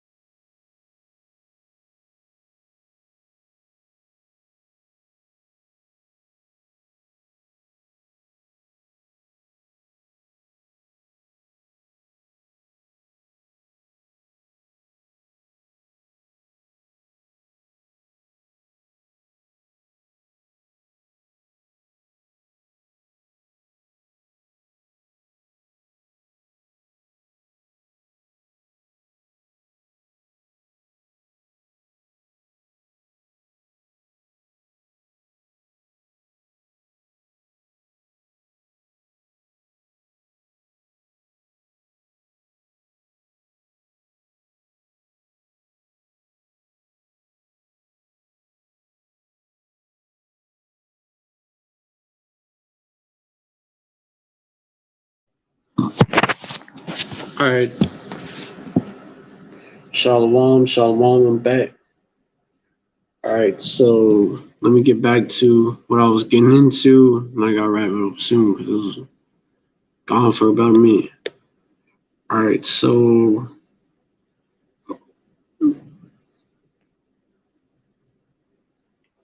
get back into it. That interruption. And he exercised the power of the first beast before him and caused earth and them which dwell therein to worship the first beast whose deadly wound was healed. Verse 13, and he do great wonders so that he make a fire come down from heaven on earth in the sight of men. Went over that. I was like going into how these other countries got a hold of them, including after the U.S., you had the Soviet Union, got a hold of them. So now, which was by design so that it would the U.S. wouldn't be the only fucking superpower. Basically, it would be held back. That was all according to Albert Pike's vision of 3 World Wars. These devils fucking carried out. It was a plan that was actually given to him by the spiritual demon Satan.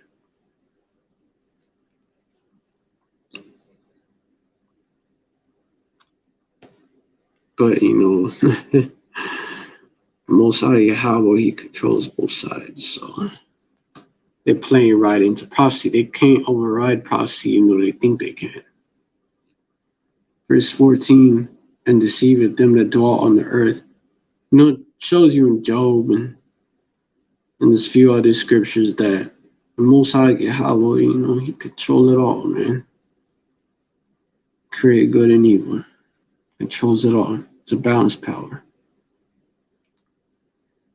Verse 14, and deceiveth them that dwell on the earth by the means of those miracles, which he had power to do in the sight of the beast, saying to them that dwell on the earth, they should make an image to the beast, which had the wound by a sword, and did live. Went over what that wound was, our people taking over the Roman Empire, making it the holiest set apart Roman Empire ruled by the holy or set apart people, so-called black people, the Moors,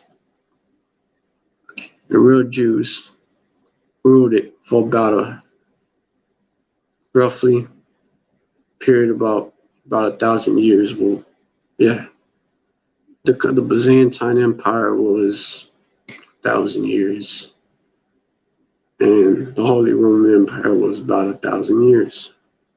The Byzantine Empire from the 400s to the 1400s. The Holy Roman Empire from around the 800s is when it was like officially announced and all that. Charlemagne to the 1800s, the last Holy Roman Empire ruled. So about 1,000 years.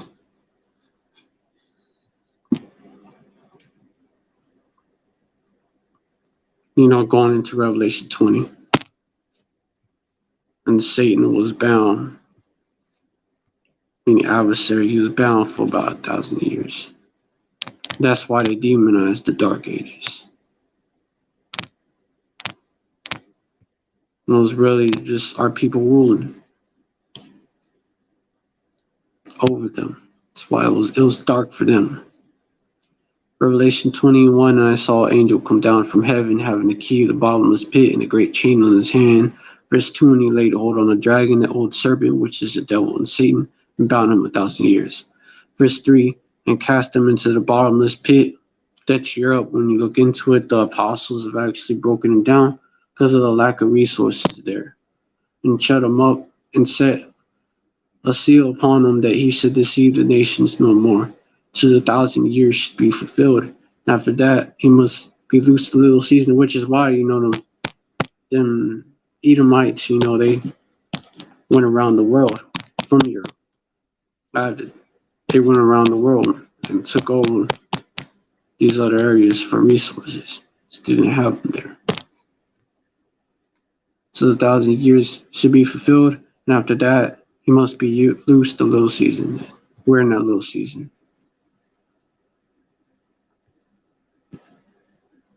And let me get back to it. There's so much aspects to it. You go real deep into it. You get lost if you ain't careful. Let me get back to Revelation, the 13th chapter. This goes right into this.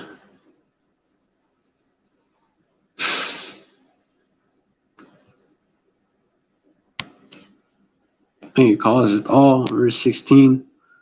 Wait, that's what I'm going to go into soon, not soon. And deceiveth them that dwell on the earth by the means of those miracles. Yeah, like the nukes being dropped, like all these other miracles, which just means wonders that this devils did, man, making them seem like the superior people on the earth. You know, they did whatever they could. Stole from Jake, they had to. A lot of the time they did. Verse 15, he had power to give life unto the image of the beast, that the image of the beast, like Israelites, so-called black people invented, not just them, so-called Latinos and natives, and the speckled bird Israelites, you know, a lot of them they invented this shit, man. They invented this shit that they're the actual inventors of a lot of these modern technologies, and the rest of them, you know, was stolen. He had a lot of these technologies before this time. They just covered that up just to seem superior. Verse 15, he had power to give life unto the image of the beast, that the image of the beast, Rome, should both speak, and cause that as many as would not worship the image of the beast should be killed. Yep, the image of the beast. Think of it this way. You know, you have this saying in the world, like father, like son. You're in the spitting image. You're the spitting image of your father, man. Think of it that way. America is built in the image of Rome. The system is built in the image of the old Roman system. And he had power to give life unto the image of the beast, that the image of the beast should both speak, and cause that as many as would not worship the image of the beast should be killed. Worship means unconditional obedience.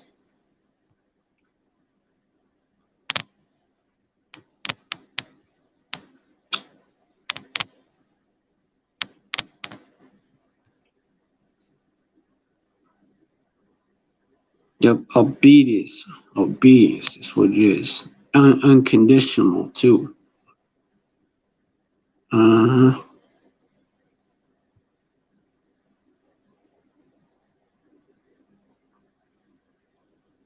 It's an attitude or state of the heart, the mind, which causes you to unconditionally obey. So, like for example, the worship of the Lord.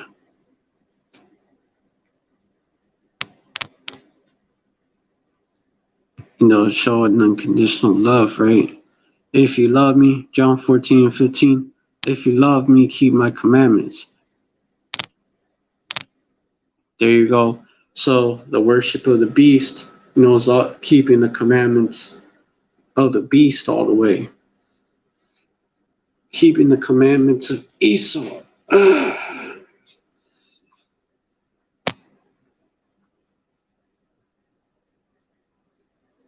It's not just words. Words is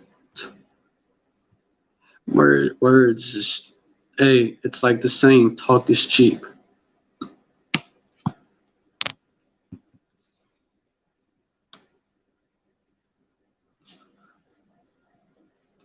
They draw near to me with their lips.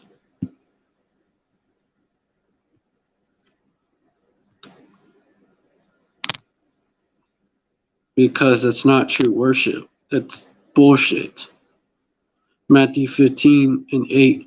This people draw near to me with their mouth and honor me with their lips, but their heart, their mind, really, is far from me.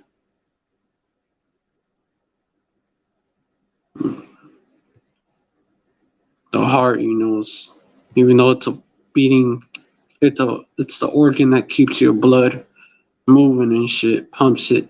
It's used to to represent the mind and shit, especially when it comes to feelings. Historically been used, which is why it was translated that way.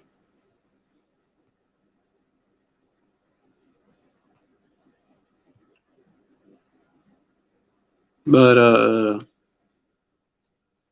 you hold on. But yeah, worship unconditional obedience, and that's this devil wants you to do that, and cause that as many as would not worship the image of the beast should be killed. Yup. You go against the system, they take you out if they can. They take you out if they can. Even one of their own presidents, man. JFK was taken out. Abe Lincoln was taken out. I even heard that Reagan was taken out and they replaced the nigga with the actor. I even heard that. Which it could be. They're deceptive. And he had power to give life. Yep. Because they did not fully submit to the image of the beast. And many leaders, not just like in politics and shit, but many leaders of like celebrities and shit that bucked up, they was taken out. As many as would not worship the image of the beast should be killed. Okay, so you see what it is. It's this Roman system that's been rebooted. That's what it is. Verse 16, and they historically did that shit, man. They would fucking poison you. They fucking assassinate you in that way, man. Underhanded ways, man. They'd have Caesars assassinated, bro. Verse 16, and he caused it all, both small and great. They set them up. And the Roman system was notorious for that. Verse 16, and he caused it all, both small and great, rich and poor, free and bond, to receive a mark in the right hand or in their foreheads. Verse 17, and that no man might buy or sell save he that had the mark.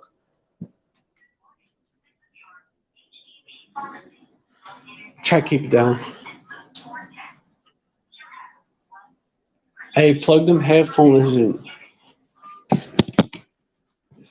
Verse 16, and he caused it all, both small and great, rich and poor, free and bond, to receive a mark in the right hand or in the forehead. Select it for that, yo.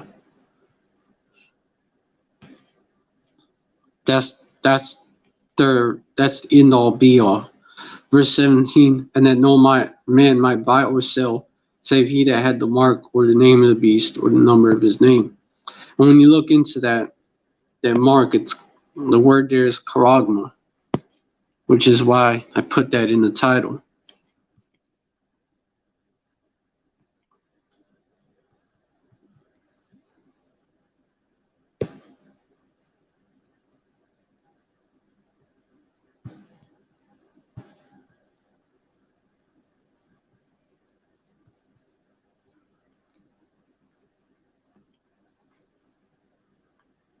Revelation 13, KJV lexicon.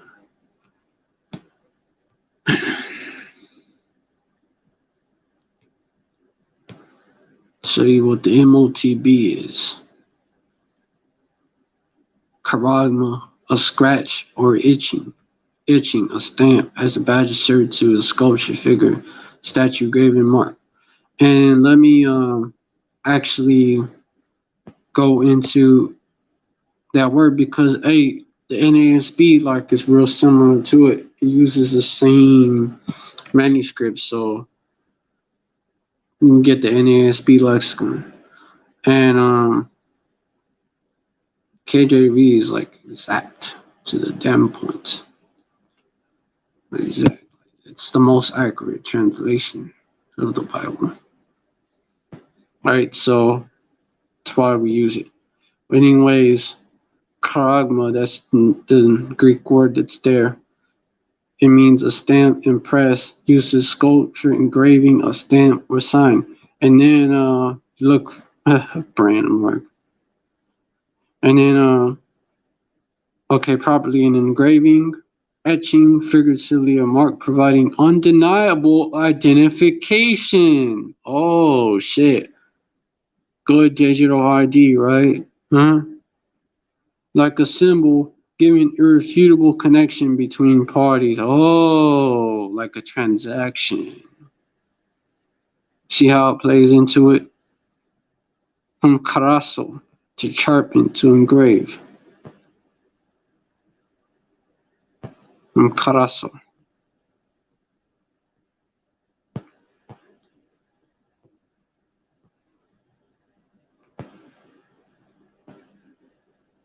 It's the root word there.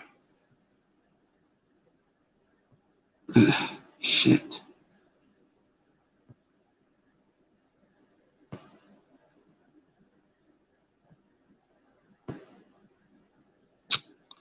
And from the same as crux, a scratch or etching, i.e. stamp, as a badge of servitude, or a sculpted figure, statue, engraven mark, see Greek crux.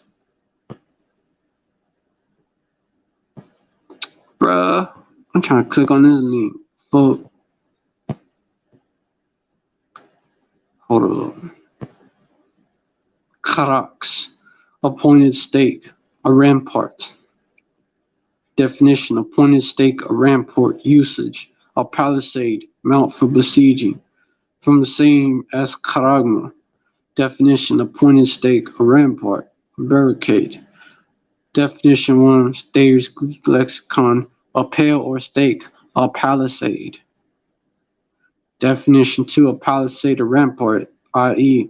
pales between which earth, stone, trees, inlet, and timbers are heaped and packed together. So, you know, a pale or stake, you know, like when you stake a claim to some shit, you claim ownership.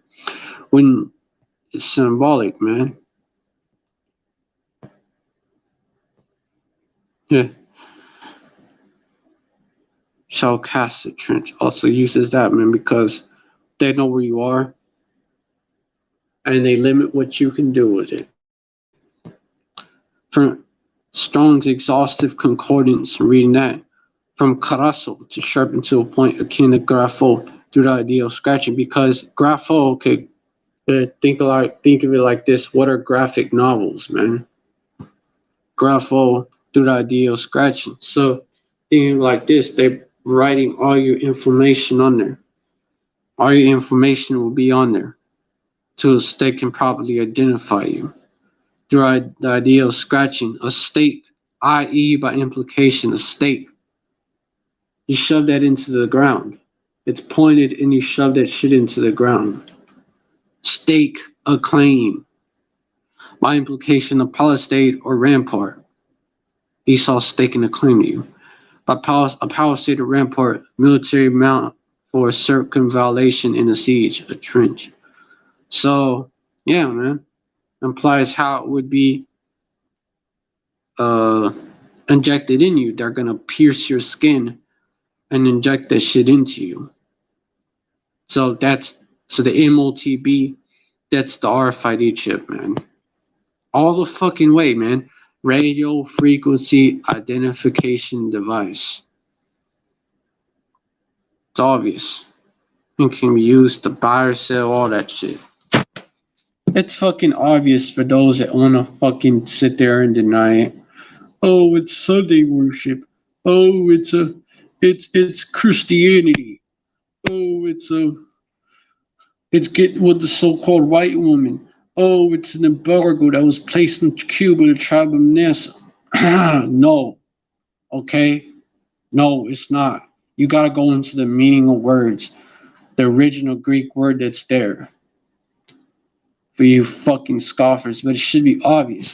because the RFID chip has been trending. It's been trending. It's been getting pushed more and more too, and links up with this agenda of pushing the V thing upon everybody, because that's also incrementalism. Because they're pushing, because if they can mandate a jab, if they can mandate that shit, you put a foreign substance into your body, man. They can mandate the RFID chip. It's called setting a precedence, and it's also, you know what? And it's also, you know, like a reason to implement the shit, man. They have a reason for it. Okay, we need to prove. Devil's fucking crafty. You gotta understand that. They have a reason for it. You have to prove. Oh, you have to prove that you took the shit. We need to know that you took the shit. We need to know that you took the vax. So we gotta make you take the. It's gonna come down to that, because they're talking about, oh, they're making fake they're making fake zombie cards, man. V cards. They're making fake zombie cards, man. They're making fake zombie apps, bro. And I'm referring to, know what I'm referring to. It proves you got the thing, bro. Proves you got this shit. They're making fake ones, okay? They're making fake zombie apps. So now we gotta give you the motherfucking now I gotta put it in you, the chip. That's their excuse. And that's what they're coming with, man. And they're even making a fucking chip that fucking has the shit in it, so that it constantly is fucking oozing it into your body and shit. So that, because they say the problem is the people who are unV'd up, and they're fucking increasing the standards on that, you know? Oh, now if you didn't get a second shot of the crown royal, now if you didn't get that, oh, now you're considered unV'd up. See how they do it? Even though you took your shit. Oh, you didn't get your third dose, you're unV'd up. Or you didn't get your fourth dose, you're unV'd up. Because according to their propaganda that they push, there's variants that keep coming out. So they keep you in fear of this invisible enemy, man. That's what they do. To mind fuck you.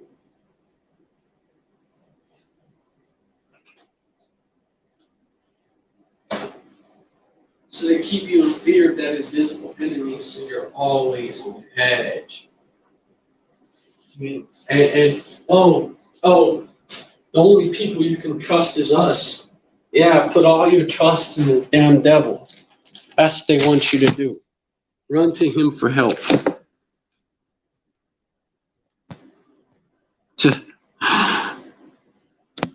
Run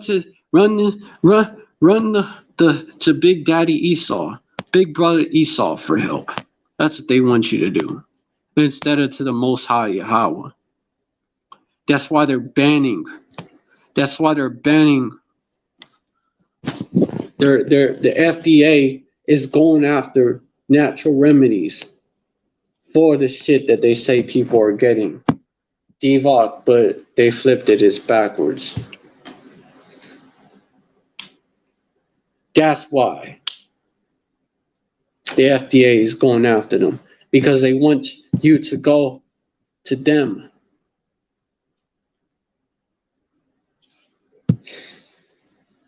Because they want you to depend on them for everything.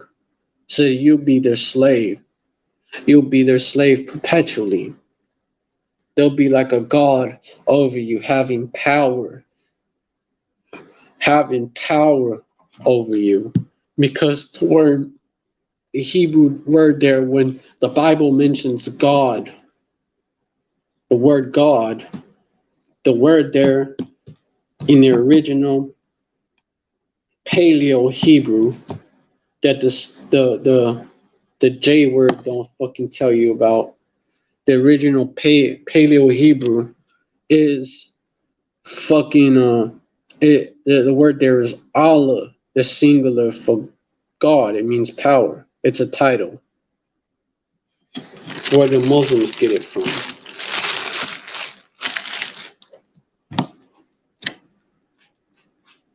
But it's just a title. They don't have the name. This is not the chosen.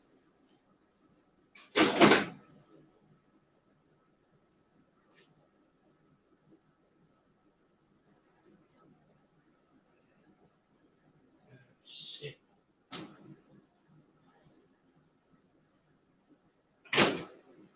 You know, they see themselves as that. You heard the saying, the so-called white man has a God complex. It's true. They see themselves as that. And they want to be, and they think they're going to be also like the Most High. The Most High power, Yahweh. They think they're going to take his place. And that's why they're doing all this, because they think that with this plan, they're going to take his place. But it's not going to be successful. They're only going to go so far. Then they're going to be rudely interrupted.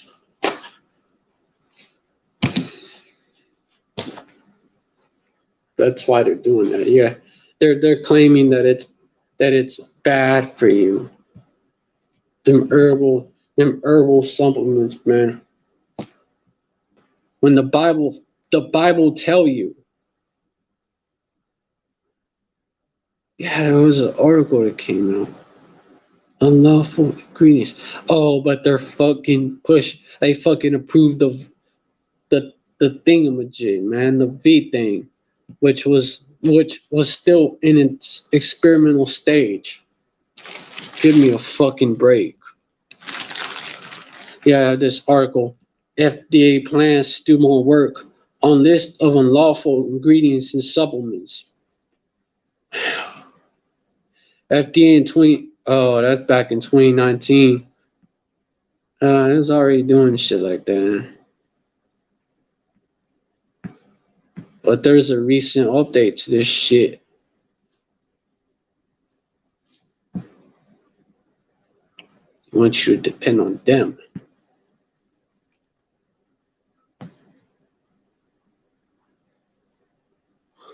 They're policing supplements. Why? Because you have those natural herbs in there. They don't want you to depend on Yahweh, who designed all this. Had Yahweh Shai, had his angels create all of it. They don't want you to depend on the Lord. They want to be the Lord. So they want you to depend on them for everything. And it's poison. It's fucking poison.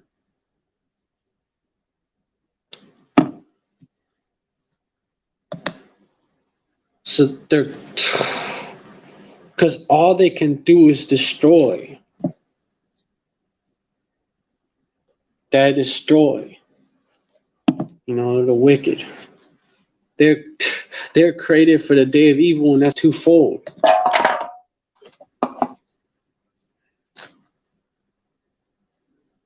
Fucking asshole.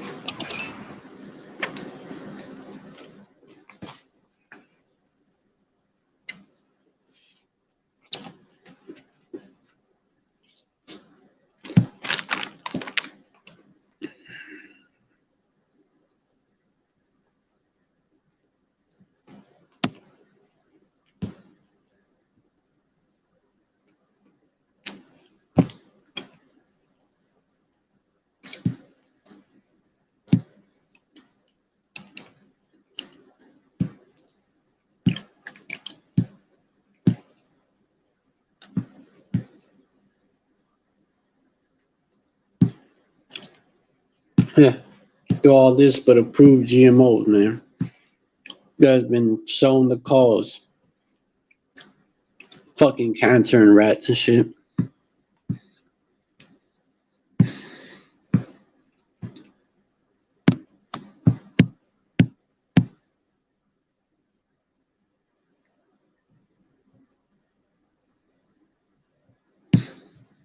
Came out not too long ago.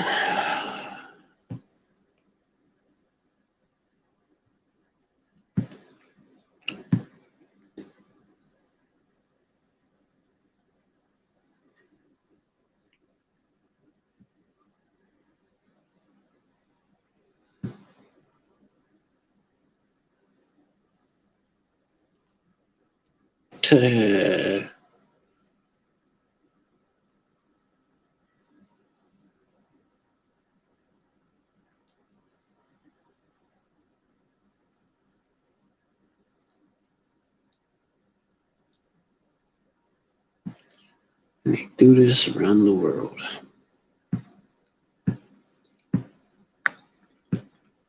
Devils.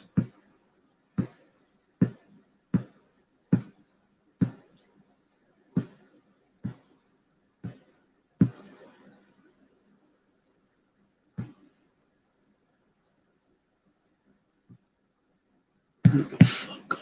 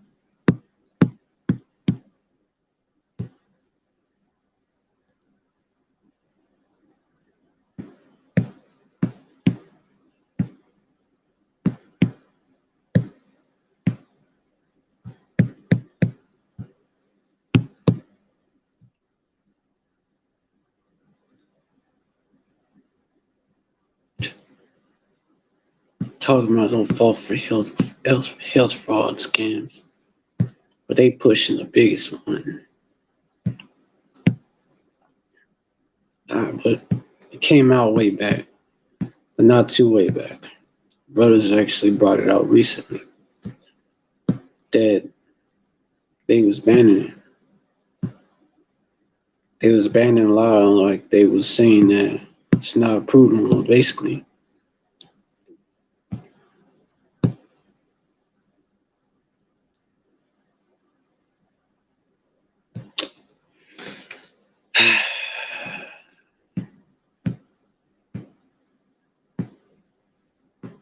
Of course, they have like their own fucking excuse for it, but at the same time, they're gonna promote the V thing.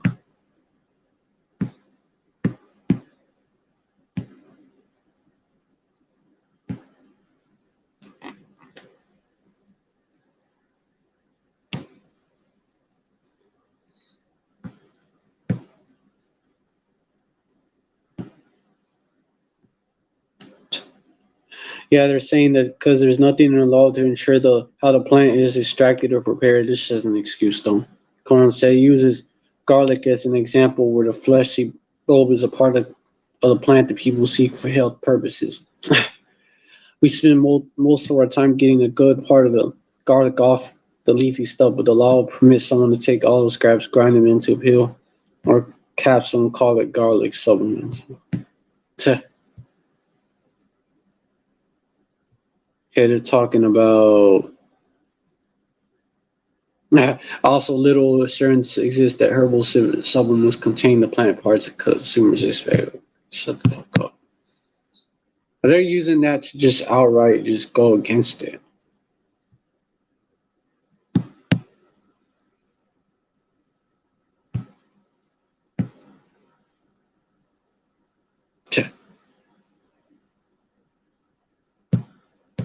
Really, because big pharma, big agro, they have like people that work as lobbyists for them, and they're now in the FDA. For up.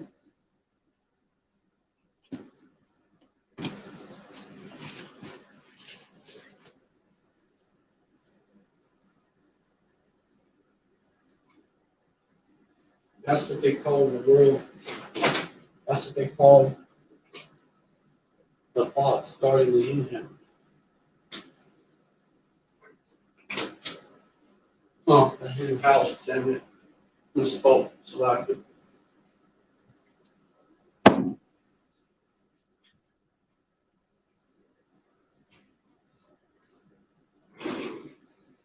I have it set up that way just so they can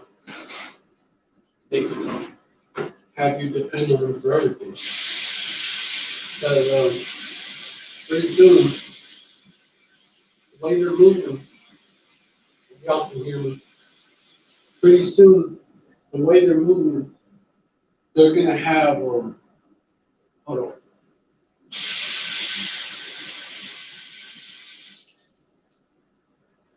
They're gonna have that shit banned straight up.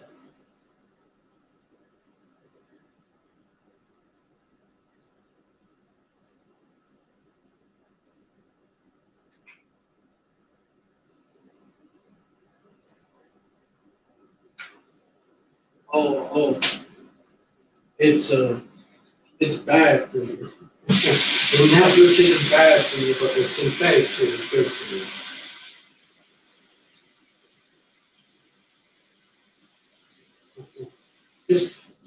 Just depend on me, Steve. Depend on just. I got these lab creations for you, because he's telling you he's the most high now, but that's what this devil wants.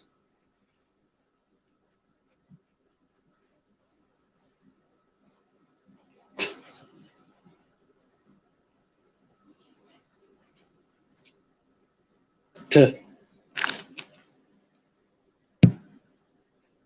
yeah, and that's from this article. Washington Post prohibited unlisted, even dangerous ingredients turn up in dietary supplements. That's what their fucking excuse is.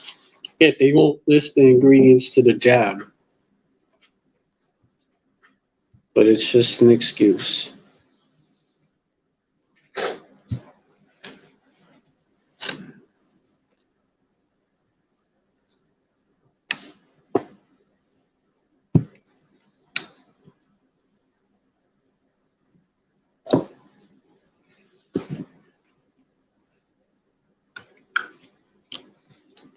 But yeah, let me get back into them scriptures I was bringing out. This all links up to it though. Revelation 13 and hold on. Revelation, yep. I was going into how they cause us to worship, how they do it, man, and depend on, because they cause the people to depend on them for everything. Verse 16, and he calls it all, both small and great, rich and poor, free and bond, to receive a mark in the right hand or the foreheads. That's that CHARAGMA. That's that RFID chip. I was going into that as well, man. I gotta check that. I'll be like, I'll be going deep into it. Verse 17, and that no man might buy or sell, save that he had the mark, or the name of the beast, or the number of his name. Verse, and even this, right? Yeah, no, that no man may buy or sell, because this shit gonna be mandated. They mandated the mask to go into different buildings. They're mandating the V thing, mandating that as well. You know, they're also, so they're gonna mandate this as proof that you got it. And plus we in digital currency, all that shit, man.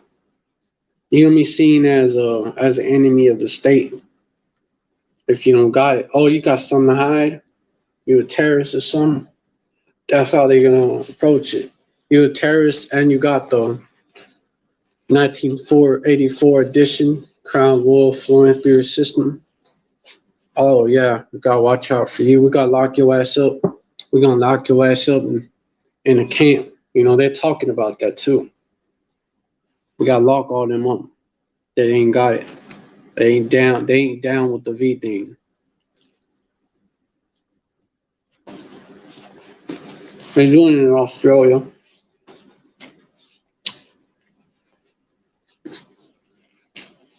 They got fucking what they call quarantine camps.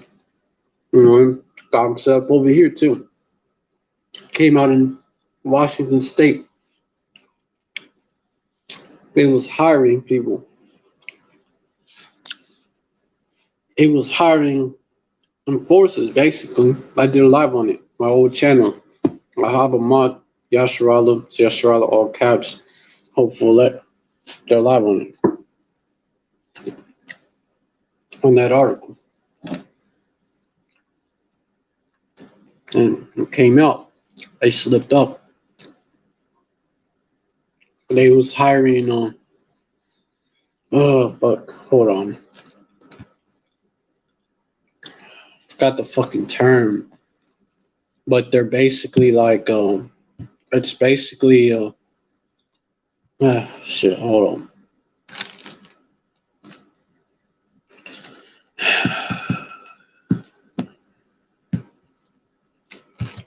Get that article. But let me just get that term because I already went over it.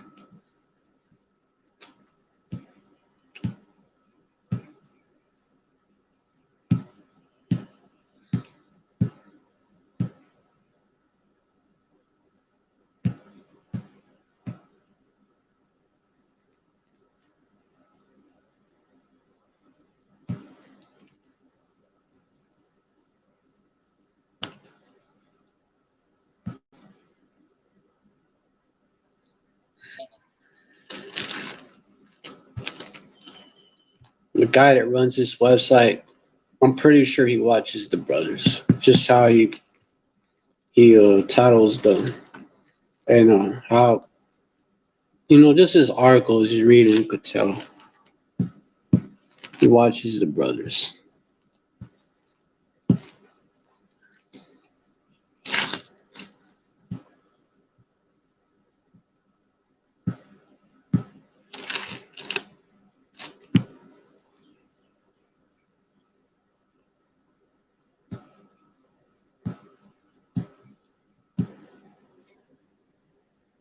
Man, there was an article that showed that.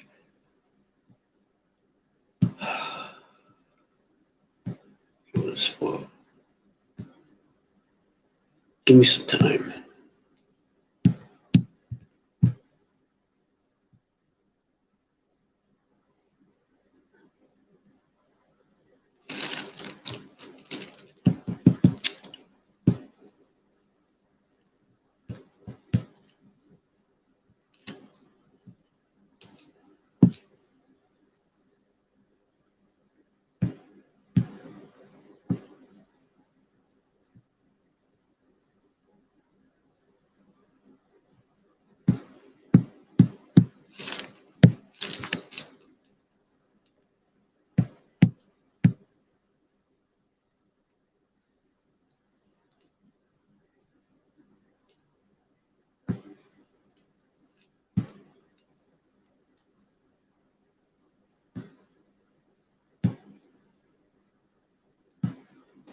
Hold the fuck up.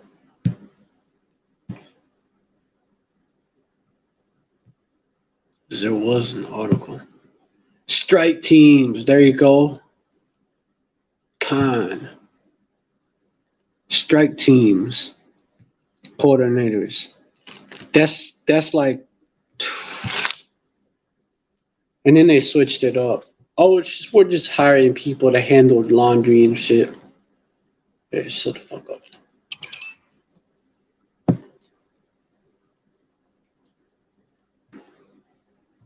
Yeah. So that goes right into because that's where you're gonna throw you.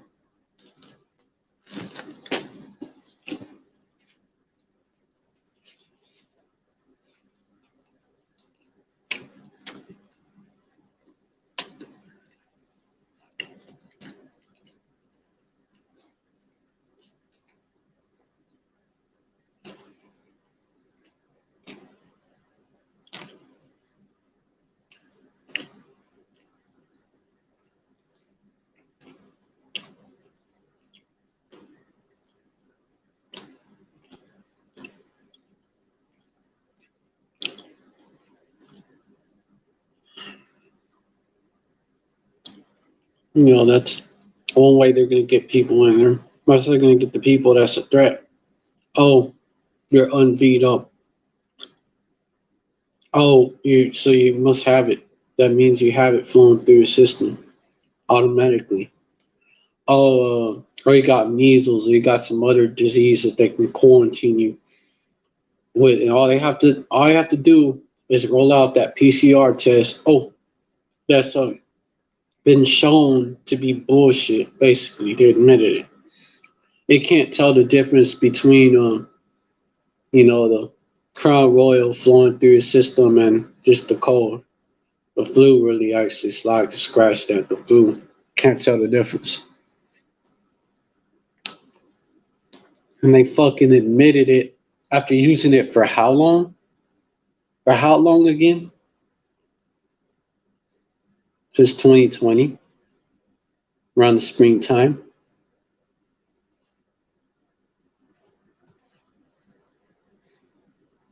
Nah, what it really was is it kept coming out that it was bullshit.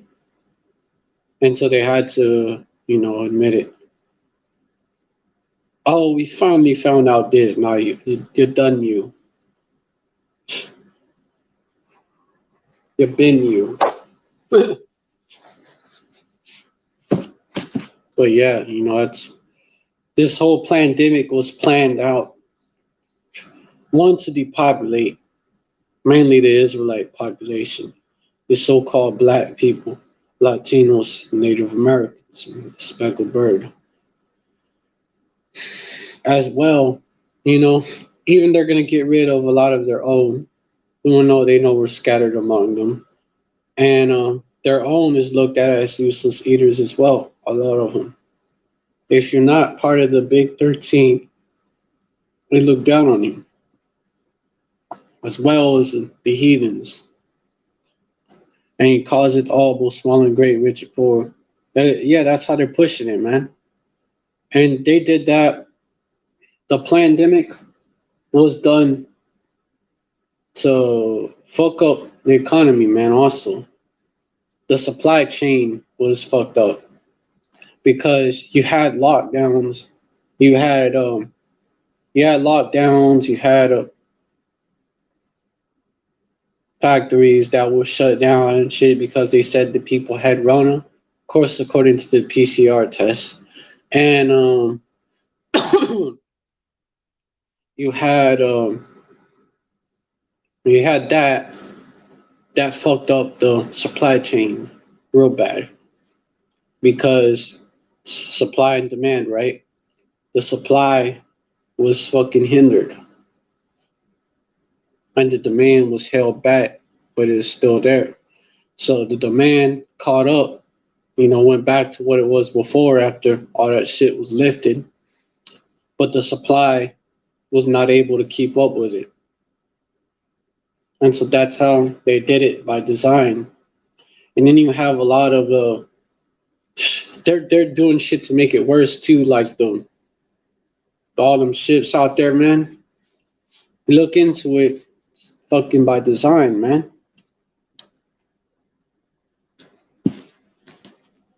Just just so they could cause a shortage,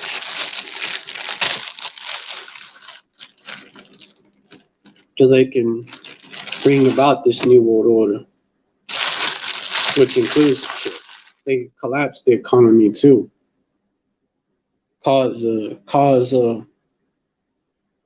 fucking cause economic collapse. Yeah, I mean shit, cause inflation. There you go. Just so they could do it.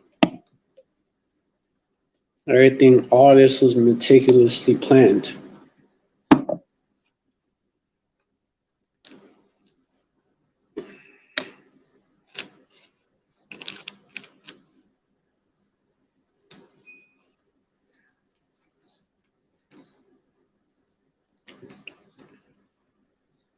Just so you'll have nothing. You shall have nothing left in the siege. Let me get it. These are the ultimate fulfillments of these curses.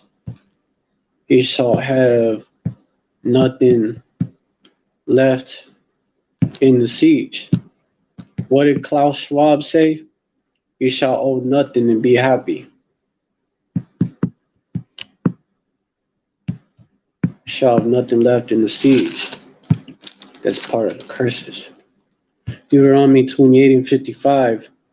So that he will not give to any of them of the flesh of his children whom he shall eat, because he have nothing left in him in the siege, and in the straightness wherewith thine enemy shall distress thee in all thy gates. They're implementing that siege.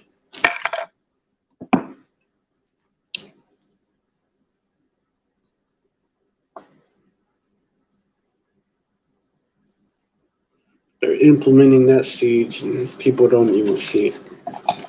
They're gonna find out.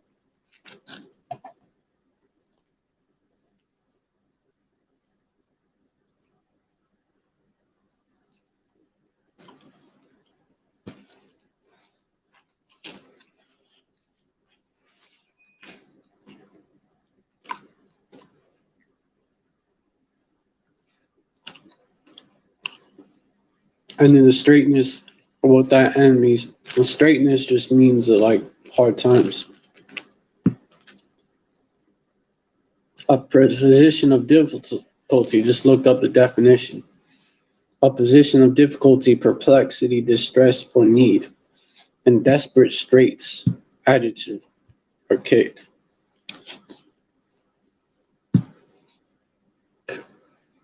Slack. Not bad. Yeah.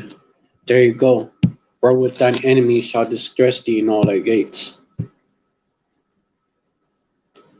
Yep. That's people already have an evil eye towards each other, so that's just gonna that's gonna accelerate shit, man. And that's just gonna make it worse. Add flames to that fire. That's what it's gonna do. You know, like the Joker said in that movie, I think it was Dark Knight. They show you these devils, a tender and delicate woman among you, because they're the ones that run Hollywood, right? A tender and delicate woman among you, which will not adventure to set the sole of her foot upon the ground for delicateness and tenderness. This is how it's been, but it's going to get way worse. Her eyes shall be evil toward the husband of her bosom, and toward the son, and toward the daughter. Verse 57, and toward the young one that cometh out from between your feet, and toward the children which she shall bear, for she shall eat them for one of all things. This is how bad it's going to get. Secretly in the siege and straightness, or with thine enemy shall distress thee in all thy gates. Yup. Cannibalism because of the shit they're gonna introduce. There's gonna be people eating each other. Literally. You know, these Eves out here, man, talk about I'm such a good mom. They're gonna eat their kids.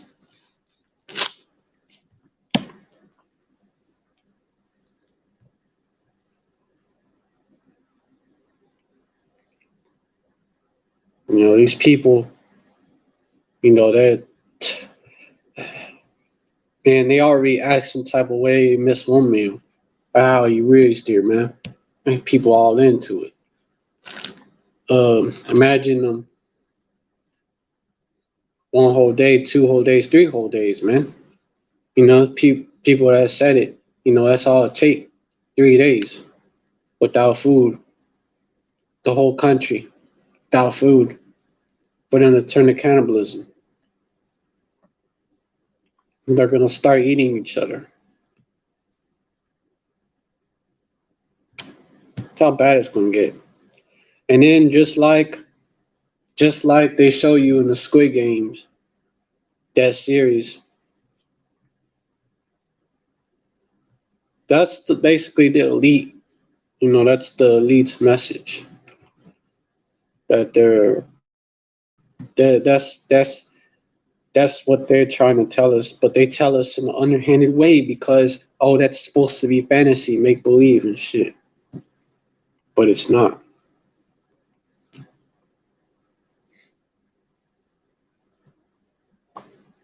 Uh, it's really it's fucked, man. Keep turning things upside down, man. There's scripture that say that. This is what this motherfucker does, man. So that shit that's supposed to be make believe, like these movies and shit, it's based off reality. And the shit that's supposed to be reality, it's really make believe. Like the fucking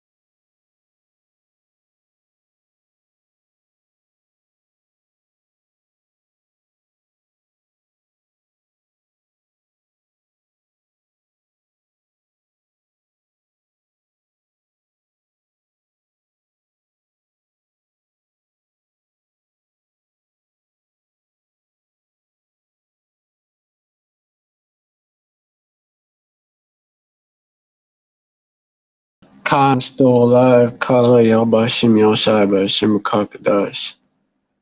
They ain't expect me to go live, I guess. But I don't know. They spit that. I think that algorithm is fucking glitchy. They have an algorithm do it all.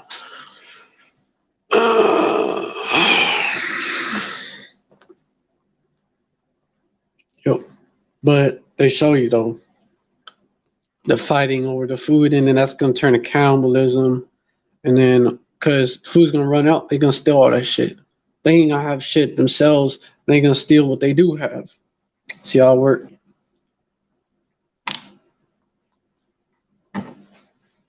That's gonna run out, and they're just gonna have each other. So it's gonna be all out chaos. And in that scene, basically, to sum it up, it was all hell breaking loose. And then you had the guard. No. You had this dude, this old Moabite dude and shit. You had him be like, hey, no, man, what the fuck? We need order, man. People was killing each other out here, man.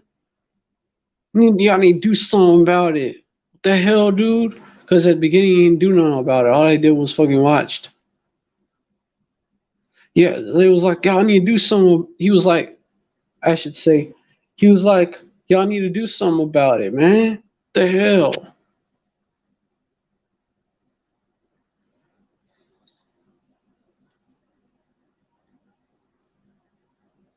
So, that's how it's gonna be. People are gonna literally want them to come down. And fuck. People are literally gonna want them to crack down and shit. They're gonna beg for that new world order. That's how they're gonna have the people. Including that, and then when they get there, when they implement the new world order, and then they rolled out them camps and shit, how it's gonna be is, oh, because it's gonna be like they're gonna be like refugee camps as well for those that don't know any better. Oh, you want anything? Gotta take this chip. Get this shot. Well, the way it's looking, it's gonna be all in one chip. Just take that chip to get it, man. Mark of the beast to get it, or you ain't gonna be able to do shit. In fact, we're gonna put you to death. That's how it's gonna get. Verse 17, and that no man might buy or sell save he that had the mark or the name of the beast or the number of his name. That's how bad it's. That's how it's gonna get, man. That's how draconian it's gonna get. Verse 18, here is wisdom. Let him that hath understanding count the number of the beast, for it is the number of a man, and his number is 636.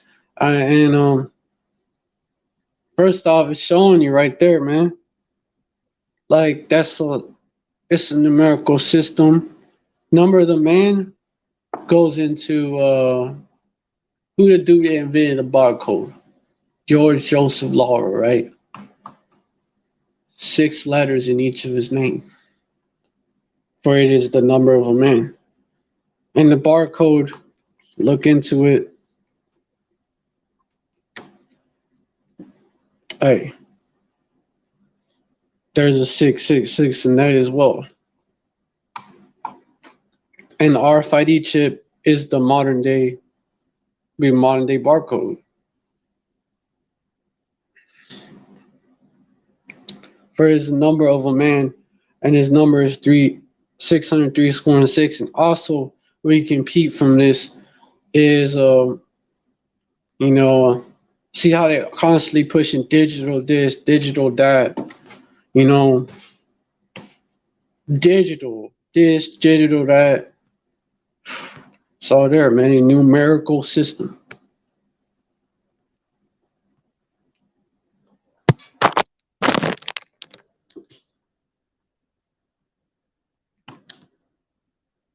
That's how the M.O.T.B system is gonna be, and you see it. a digital system.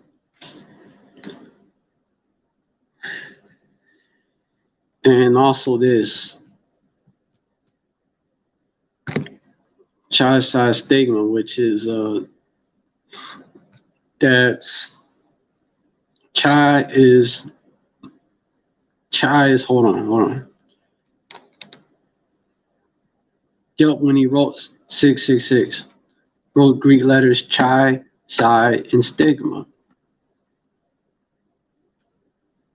Chi, Psi, and Stigma.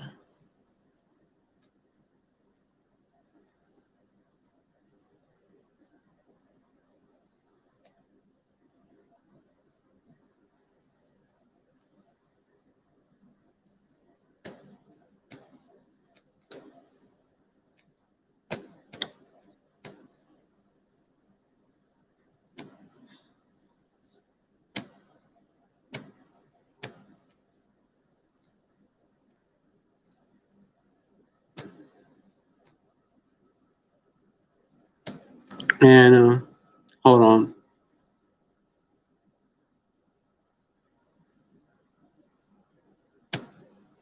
Chi, this is what I want to get. Chi is 600. Psi, or Xi, right? Xi is 60. And Stigma is 6. Therefore, that's 666. He says it's a number of the anti-Hamashiach, but it just says it's the number of a man. Anti-Hamashiach means against the Messiah. That's all it means. Against and in place. So that make Esau anti-Hamashiach, all these Edomites. That make 2/3 of Israel anti-Hamashiach, and these heathens as well. There are many anti-Hamashiachs. But this system also is anti-Hamashiach as well.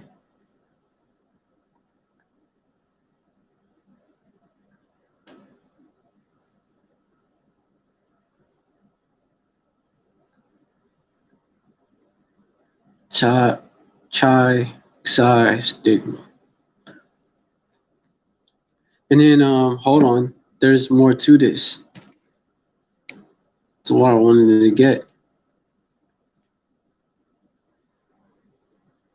Chai, Psi, Stigma. Hold on. Homeboy Trevin. Hold on.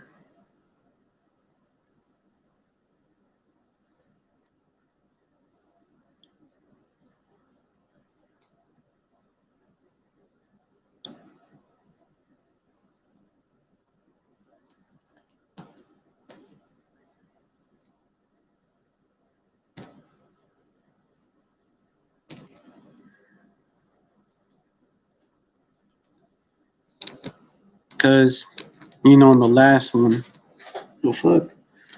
In the last one, give me some time. In the last one, Stigma.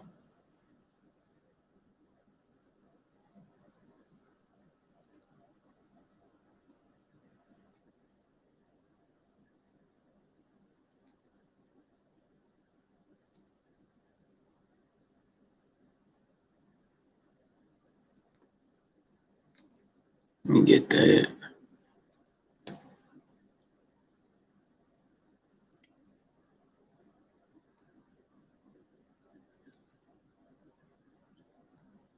So I remember hearing about this. This came out way back. That Stigma going to, hold on.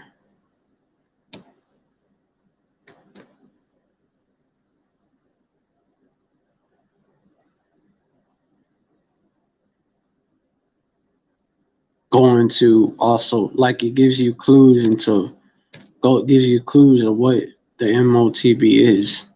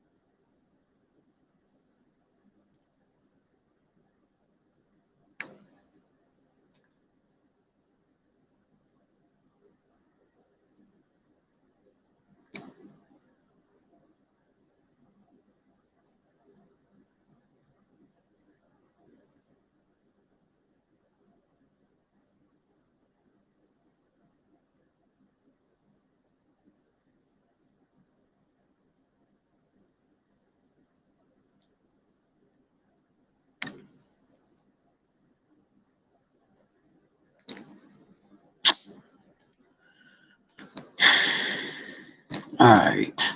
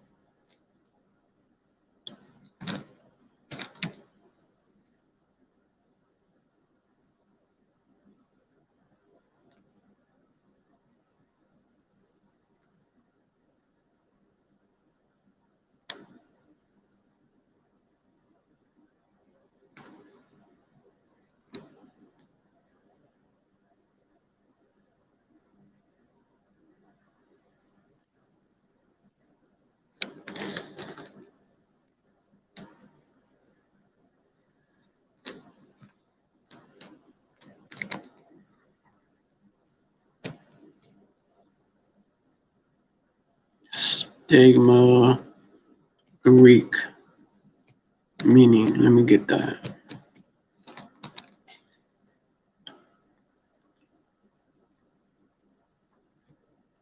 Stigma means mark,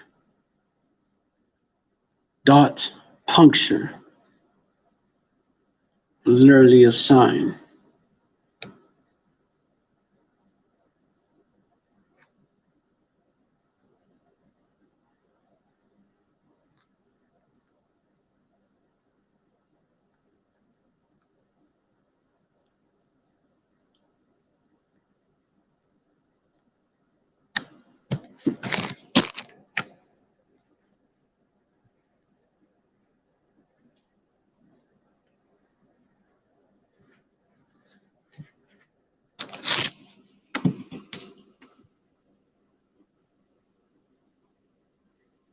Mm-hmm.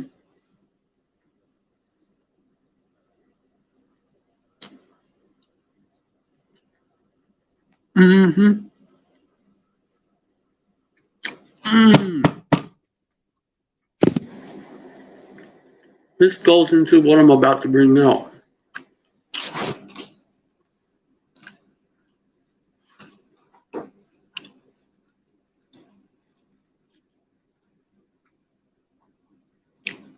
And I realize that this live has been going on for a while, so if you want to download it or something, just like download it into parts and shit, like download it and like slice it up. Or y'all can tune in and then like click out, it doesn't matter, y'all got shit to do. And then tune in again if I'm still live. That's how I would do it. But yeah, it's a real good live though.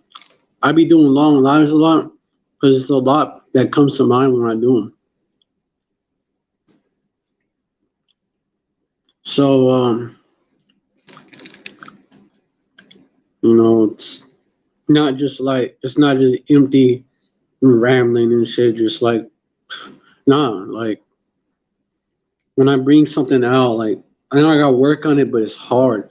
Like gotta work on condensing it, into a shorter live, but it's difficult for me. But like I try to be as edifying as possible, like everything, and it has to do with the topic, like in some way when I bring it out. But yeah, just do that. That's what I recommend. But let me bring out Stigma Online Etymology Dictionary, 1590s earlier stigma. It comes from that Greek word, the English word. I mean, obviously, right? Quote unquote, mark made on skin by burning with the hot iron. Keep that in mind for later on. From Latin stigma, plural stigmata. From Greek stigma, genitive stigmatos. Quote unquote, mark of appointed instrument. Puncture, tattoo, mark, brand, quote unquote. From root of stizine to mark, tattoo, because it pierces skin when you do that. From PIE root, stick, pointed. I don't know, figuratively meaning a mark of disgrace in English is from 1610s. A stigma, right? A negative stigma. Stigma marks representing. They're saying that like the wounds on the body from Martial appearing supernaturally in the bodies of the devout. Devout is from 1630s, quote unquote. Earlier stigmata from Latin stigmata. So it just shows you what type of, well, like what the mark of the beast is, man. It shows you and how it's gonna be implemented.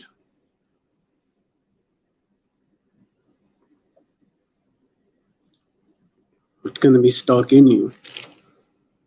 But keep that in mind, that first part that I brought out, quote unquote, mark made on skin by burning with the hot iron, because it goes into what I'm about to bring out. And this is something that Esau hid from us, man. And it has to do with what's going on right now because they're following the same playbook. You know, the brothers brought this to attention to me, and hey, a GMS elder approved of it, man.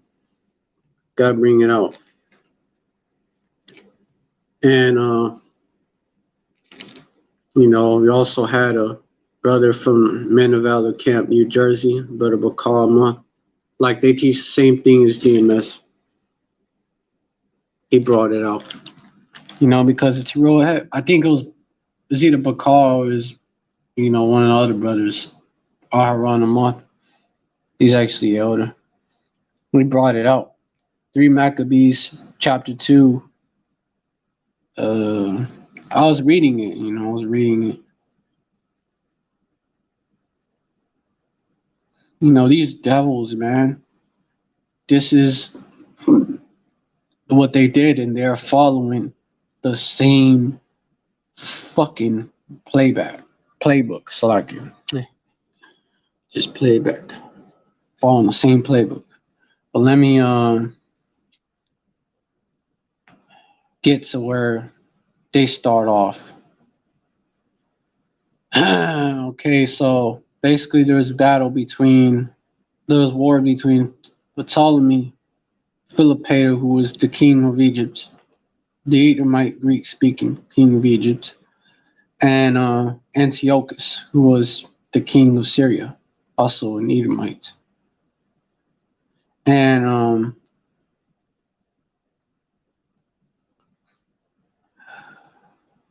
basically, it's a lot of history that they fucking hid from us. Basically, verse 4, when I'm gonna start there, or damn, maybe I should, hold on. Verse 4, when a fierce battle arose, and things were going rather well for Antiochus, Arsenio went out to Ptolemy's army with pathetic cries and with the hair all in disgrace. She urged them. Okay, I'm gonna get to the point. After overcoming the plot, Ptolemy, because they tried to murk this nigga, Ptolemy decided to they tried to murk him. but he escaped. But anyways, Ptolemy decided to visit the neighboring cities to encourage them. Verse 7, by doing this and by distributing gifts for the sacred shrines, he reassured his subjects. So that's what he was doing. Verse 8, the Jews had sent elders and members of the council to greet him, to bring gifts of friendship and to congratulate him on recent events. As a result, he was even more eager to come to them as soon as possible. Verse 9, so he traveled to Jerusalem, sacrificed to the supreme power, made thank offerings, and did what was appropriate for the temple. As he entered the temple, he was struck with amazement as his brilliance and beauty. Think about it, though. It was like a way to pander to him, though. Keep that in mind. Not sincere, of course. This is fucking Edomite. Verse 10, let me continue. And as he admired the orderly arrangement of the temple, he conceived the notion to enter into the holy place. He was like, oh shit, the temple is decked out, man. Look at all that gold. They conceived the notion to enter into the holy place. Verse 11, but they said that it wasn't right to do this, since even those of their own nation weren't permitted to enter into it. Yeah. Verse Yeah, not even, yeah, it's still verse 11, Slaki. Not even all the priests were allowed, but only the chief priest, who was in charge over all, and he could do so only once a year. But Philip Hader wasn't all persuaded. No, he didn't care, man. Verse 12, even after the law was read to him, he continued to claim that it was necessary for him to enter. You know, the wicked Esau, like, don't give a fuck about them. Don't care, like, at all about the Bible, man, or about anything right, man. The wicked don't care. It's not in them. Verse 12, even after a the Most High is not in all their thoughts. Verse 12, that's why even after the law was read to him, he continued to claim that it was necessary for him to enter, saying, even if those persons are denied this honor, I shouldn't be. Yep. Now, even, which, these arrogant fucks, what they're on, man. Even if those persons are denied this honor, even if other Israelites ain't allowed, man, to enter, man, I shouldn't be, quote unquote. Verse 13, yeah, because, that's how Esau is, man. Esau does not care. Verse 13, he asked why when he was entering every other sacred place. None of those present prevented him. Yep, that's Esau. That's his mindset. Verse 14, and someone said without thinking that he was wrong to speak of this as a sign. Verse 15, but even if some reason this were true, quote unquote, Philip Peter replied, why should I, of not people, all people not enter whether they're willing or not, quote unquote. Yeah, dude didn't care. This devil didn't care. Verse 16, but the priests fell to the ground still in their sacred robes. The point is coming later on. But the priests fell to the ground still in their sacred robes. They filled the temple crying and tears, praying to the supreme power Yahweh to help them and to change the mind of the one who was wrongly imposing himself. Verse 17, those who were left in the city were troubled and hurried out, thinking something mysterious was happening. Verse 18, the young girls who had been kept secluded at home rushed out with their mothers. They sprinkled their hair with dust and began to fill the streets with weeping and groaning. Verse 19, even the young women who had just been adorned for their weddings left the bridal bedrooms that had been prepared for the marriage night. Neglecting all proper modesty, they came together in the city in a wild rush. Verse 20, mothers and nurses left newborn children here and there, some in houses, some in the streets, and crowded together with the Most High temple into the Most High's temple without looking back. Verse 21, the people who assembled offered all kinds of prayers on account of the evil plot of the king. Verse 22, some of the bolder citizens weren't going to put up with this intended plan or fulfill what he had in mind. Verse 23, they rallied each other to attack with weapons and had died courageously for the sake of the law of their ancestors, creating a great uproar in the holy place. The old man and the elders were barely able to restrain them, but turned them at last to the same stance of prayer. Verse 24, now the crowd in front of the temple was occupied in praying. Verse 25, but the elders standing near the king tried in many ways to turn his arrogant mind from the scheme that he had conceived. Verse 26, but he, being made bold and ignoring all the arguments, began to make his approach, determined to carry out his plan. Verse 27, so when those who were near him saw this, they turned together with the people to appeal to the one who was fully able to come to their aid and not to overlook this insolent transgression. Verse 28, insolent, that's insultingly contemptuous in speech or conduct, overbearing to exhibiting boldness or effrontery, I don't know what the fuck that shit means, impudent. Basically rude, cheeky, impertinent, fresh, informal, bold, like the Fresh Prince, right? Fresh, bold, and insulting. That was what was meant by the Fresh Prince. Get what I'm saying? But let me continue. Bold, insulting, abusive, saucy, contemptuous, pert, impudent, uncivil, insubordinate, brazen face. Don't be insolent with me, young lady. So that's what insolent means. Not to overlook this insolent transgression. Verse 28, immense roar went up from the intensity and passion of the crowd's concerted shouting.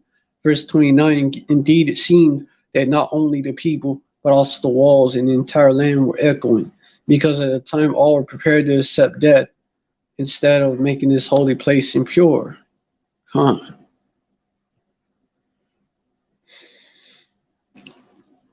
Chapter 2, this is from the Common English Bible actually have it.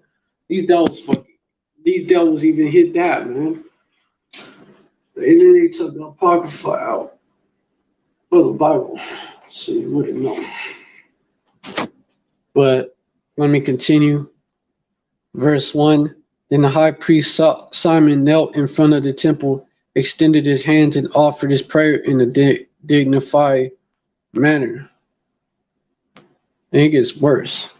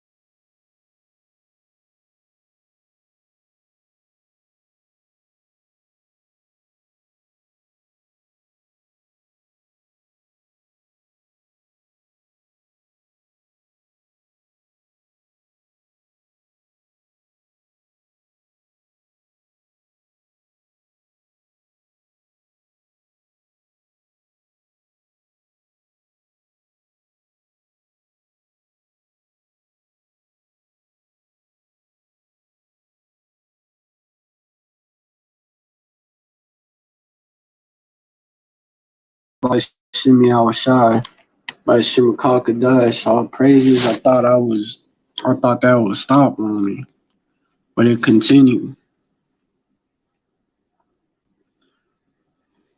let me get back to it.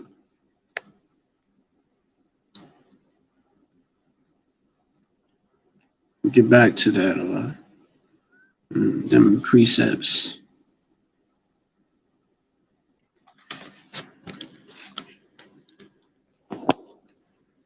All right, so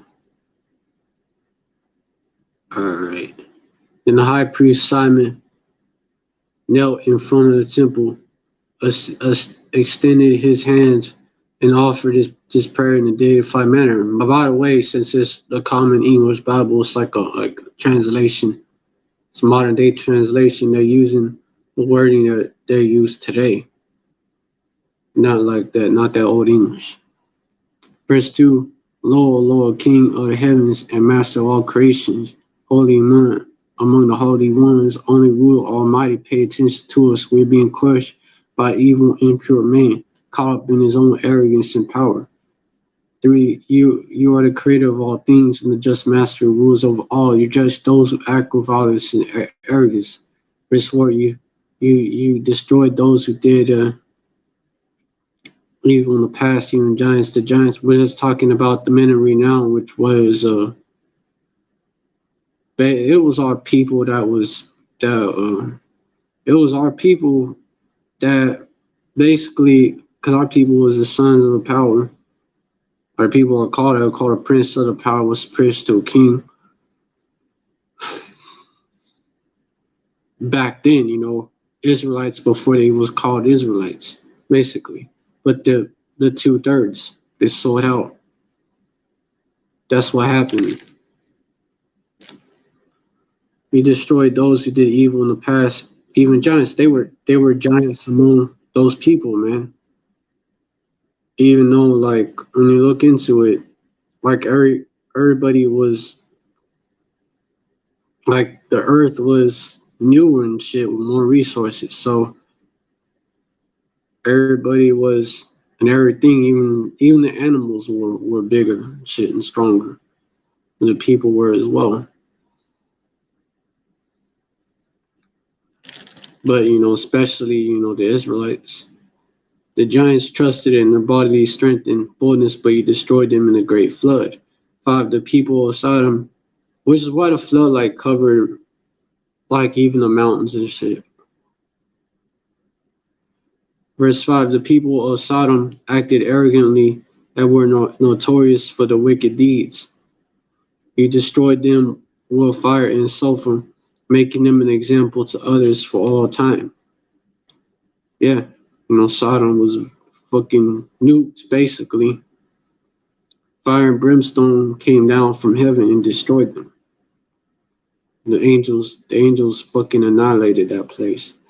Verse 6, when the arrogant ruler of Egypt enslaved your holy people Israel, you tested them with many varied punishments.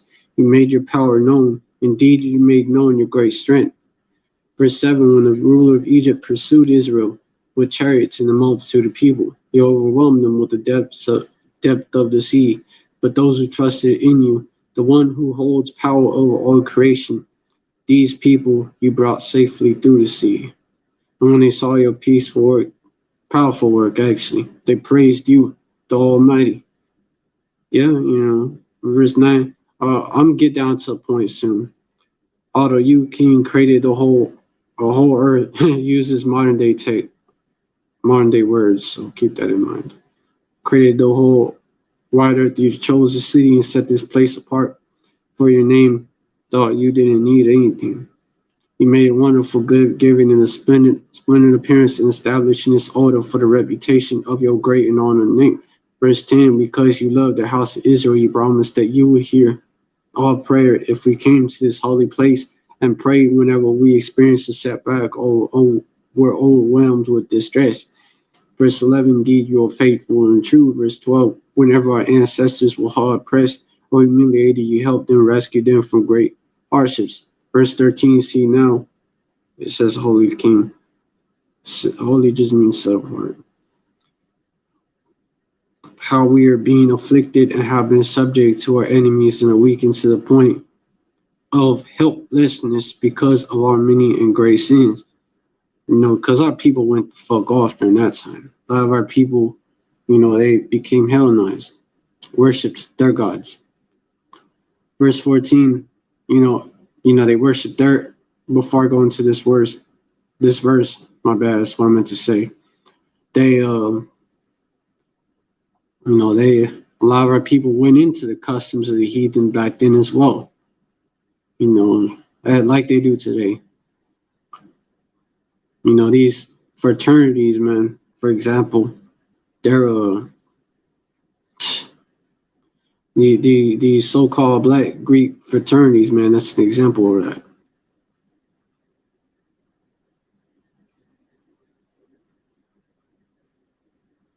Yeah, that's an example of that for sure, man. And they have athletics, man, that shit comes from that as well. All that gymnasium. They used to work out naked in them gyms. And then you could see it how it's set up, like football, for example, wear them damn tights, man.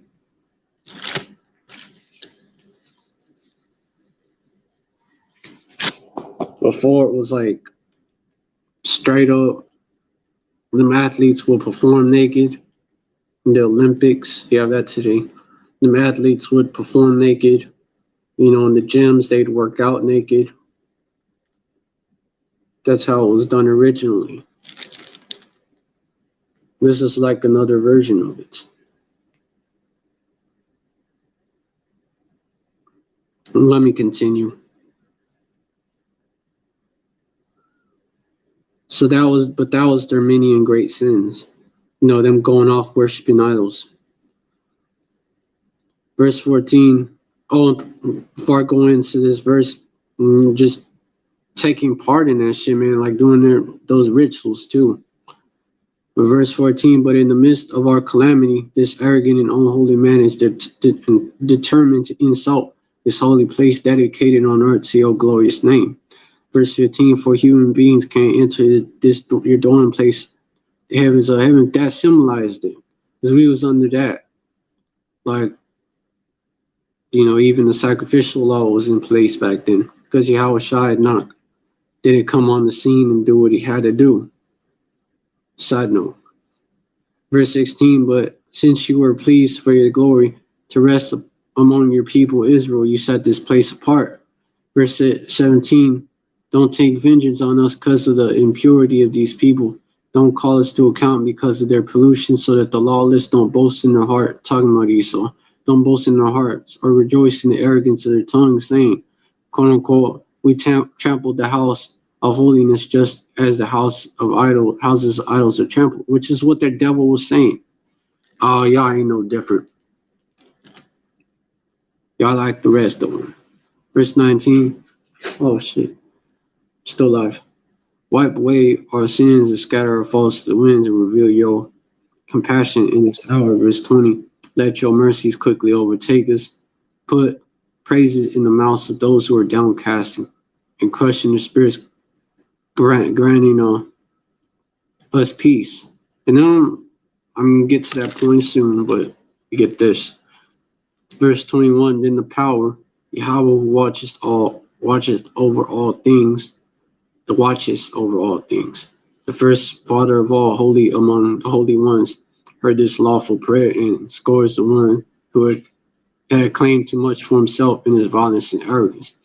Verse 22, power Yahweh shook him this way, and that as a reed is shaken by the wind, with the result that he lay helpless on the ground. His limbs were paralyzed, and he was unable to speak, since he was struck by a just judgment.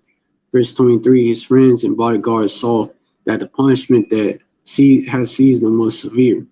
Fearing that even his life might fail, they quickly dragged him out, since he was terror-stricken. Verse 24, after a while the king recovered, and even though he had been punished, he didn't change his heart and mind at all, but went away issuing bitter threats. And that's these devils, arrogant as fuck, pride as fuck. And then this part right here with Ptolemy, Philopator, and the Alexandrian Jews. Verse 25, when he had returned to Egypt, he added to his evil deeds with the assistance of his drinking companions and friends who were strangers to everything just. 26, he wasn't satisfied with his innumerable indecent acts, but he also advanced to such a degree of impudence that, which means stupidity, by the way, they circulated false reports in the various districts. Many of his friends took note of the king's purpose and followed his lead. Verse 27, and it says in this verse Jewish, but we know that there are different people from the real Jews. Verse 27, I'm gonna say Judite instead. He proposed to spread blame publicly against the Judite nation. He set up a stone near the tower in the courtyard with the following inscription carved into it. There's the point right there because they're following the same type of playbook. Verse 28, none who refuse to sacrifice are to enter into their sanctuaries. Hey, don't you got headphones? I'm not. Hold on. Give me a second, y'all.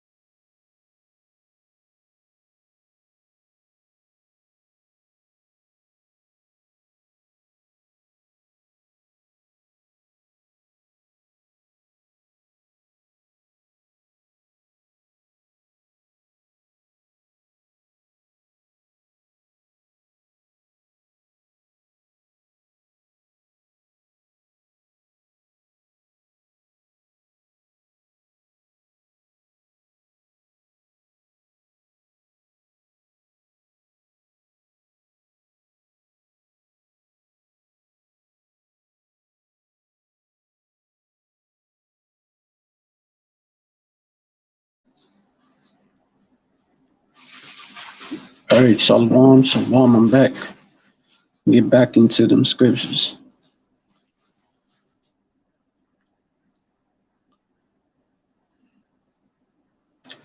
Many of his, verse 26, he wasn't satisfied. Okay, yeah. Many of his friends took note of the king's purpose and followed his lead. Verse 27, he proposed to spread blame publicly. Okay, yeah, I think I read that part. So he demonized Jake because they stood up and they cried out to their power and didn't let him go in. And the Most High Yahweh didn't let him go in because fucking paralyzed him.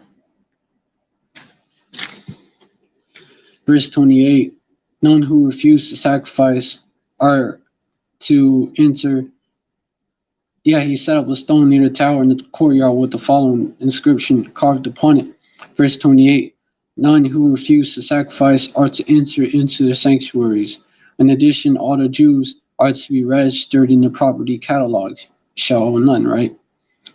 Those who object, catalog, let me get what that means. Those who object are to be taken by force and put to death. Make a catalog, okay. Put into a database, classify. That's what that means. Those who object are to be taken by force and put to death. Verse 29, those who are registered are to be branded. Oh shit, identified, registered, kept in a database, yo. Verse 29, those who are registered are to be branded on the body by fire with the ivy leaf sign of Dionysus, and are also to be assigned to their former limited civic status. Yo. And this, should sound very, very familiar to what they're doing right now. Yeah. See, that's demons. It's the gods of the nations. Idols are idols, and they're also, those idols represent demons. Yeah. Dionysus, also spelled Dionysos, also called Bacchus, or Rome, Liber Pater, in Greco-Roman religion, the nature of god of fruitfulness and vegetation, especially known as god of wine and ecstasy. Dionysus was the son of Zeus and Semele, daughter of Cadmus, king of Thebes. And what they did, how they what rituals they did in honor of that idol, that demon, is they would do fucking orgies and shit, man. That's what they would do. So basically, when you look at it, they would do everything please the flesh and shit. That's what they would do. And hey, man, what is this society all about? Pleasing the flesh no matter what. No matter how temporary. No matter what negative effects it may have later on. The same mindset that the ancestor of these devils, Esau Edom, had when it came to his birthright. He sold it out for some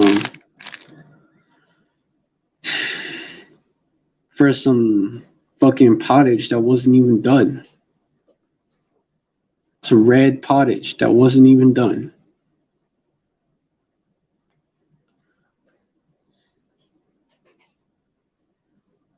Verse 30, but before I go on, that's how a lot of these people are today, man. They have that same mindset, because as the judge of the people is, so is the people, like I brought out earlier. Verse 30, but so as not to seem hateful to all, he added, but if any of them should prefer to join those who, but as to not seem hateful, but if any of them should prefer to join those who have been initiated into the mysteries, these are to enjoy political rights equal to the Alexandrians. So that's what this devil was doing. He was forcing that shit. And it was a form of, also if you look at it, it's just like the M.O.T.B, man. Because you had to have that shit, man. You had to register. You had to register. All the Jews are to be registered and they're property cataloged. Those who object are to be taken by force and put to death. 29, those who are registered are to be branded on the body by fire with the ivy leaf sign of Dionysus. and are to be also to be assigned to their former limited civic status. This is what these devils did, man. And who do they want to give the stabbing jab to, man?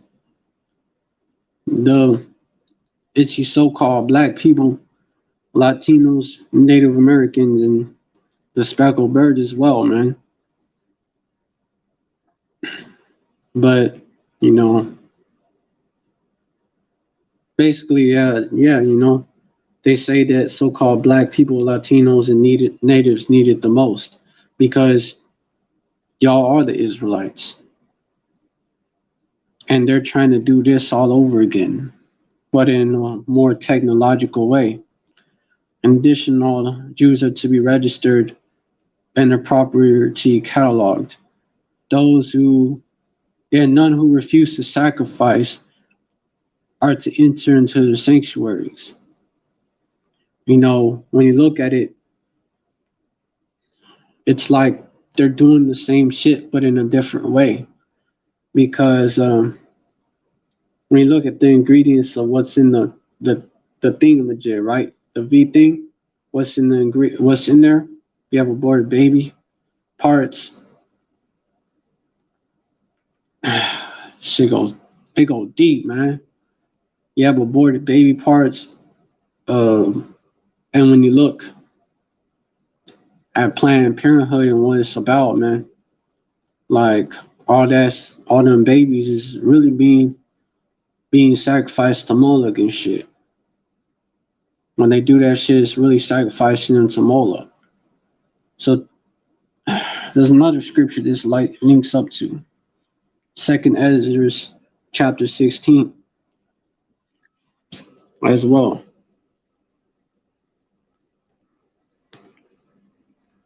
And you're injecting that in your body. Horseshoe crab blood and is also in it.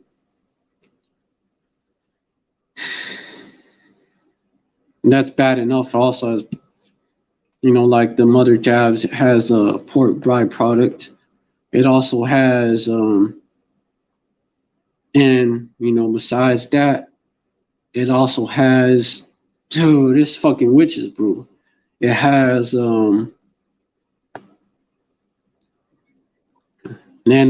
nanotech in it. It's been leaked. All that info. They won't fucking tell you that shit themselves, though. Won't admit it, but it has that. And it has spike proteins and all that shit. It's a witch's brew, straight up.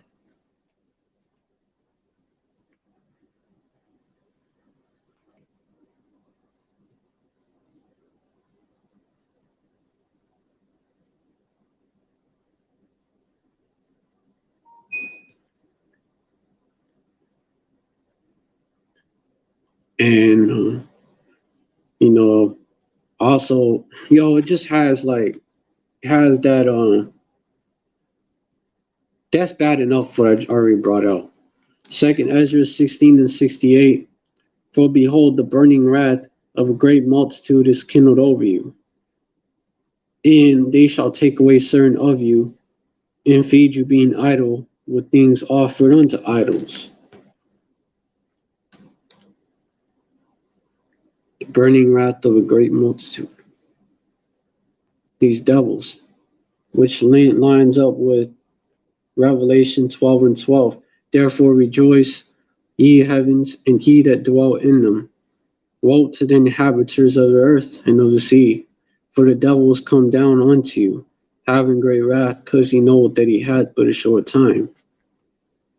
Because they know they're going down. They know that Jacob got next, and they're through. So they're moving to try to stop that.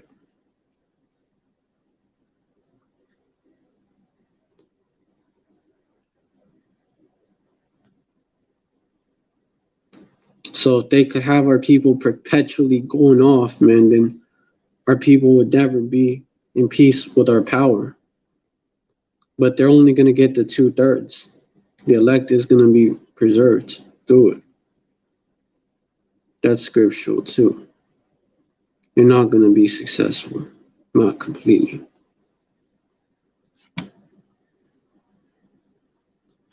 But we're going to go through it, but we're all going to go through it. But if you're the elect, you're going to be protected.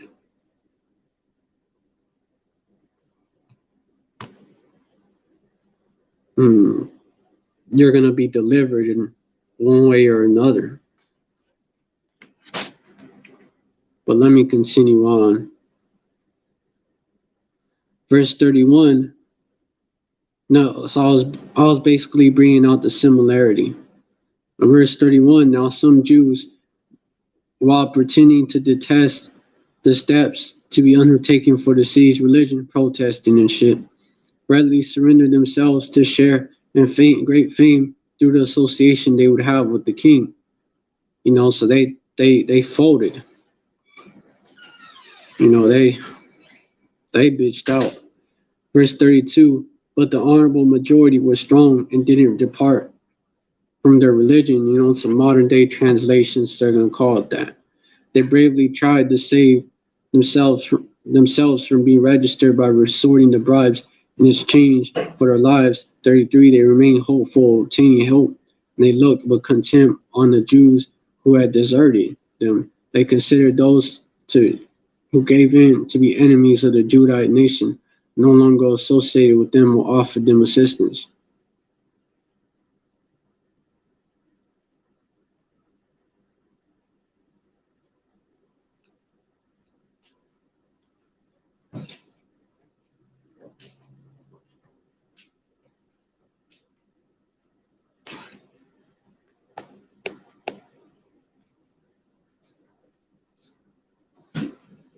Let me,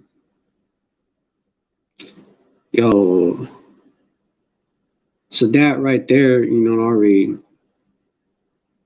That's like they doing the same shit basically. They're doing the same shit that they did way back then. It's the same game plan.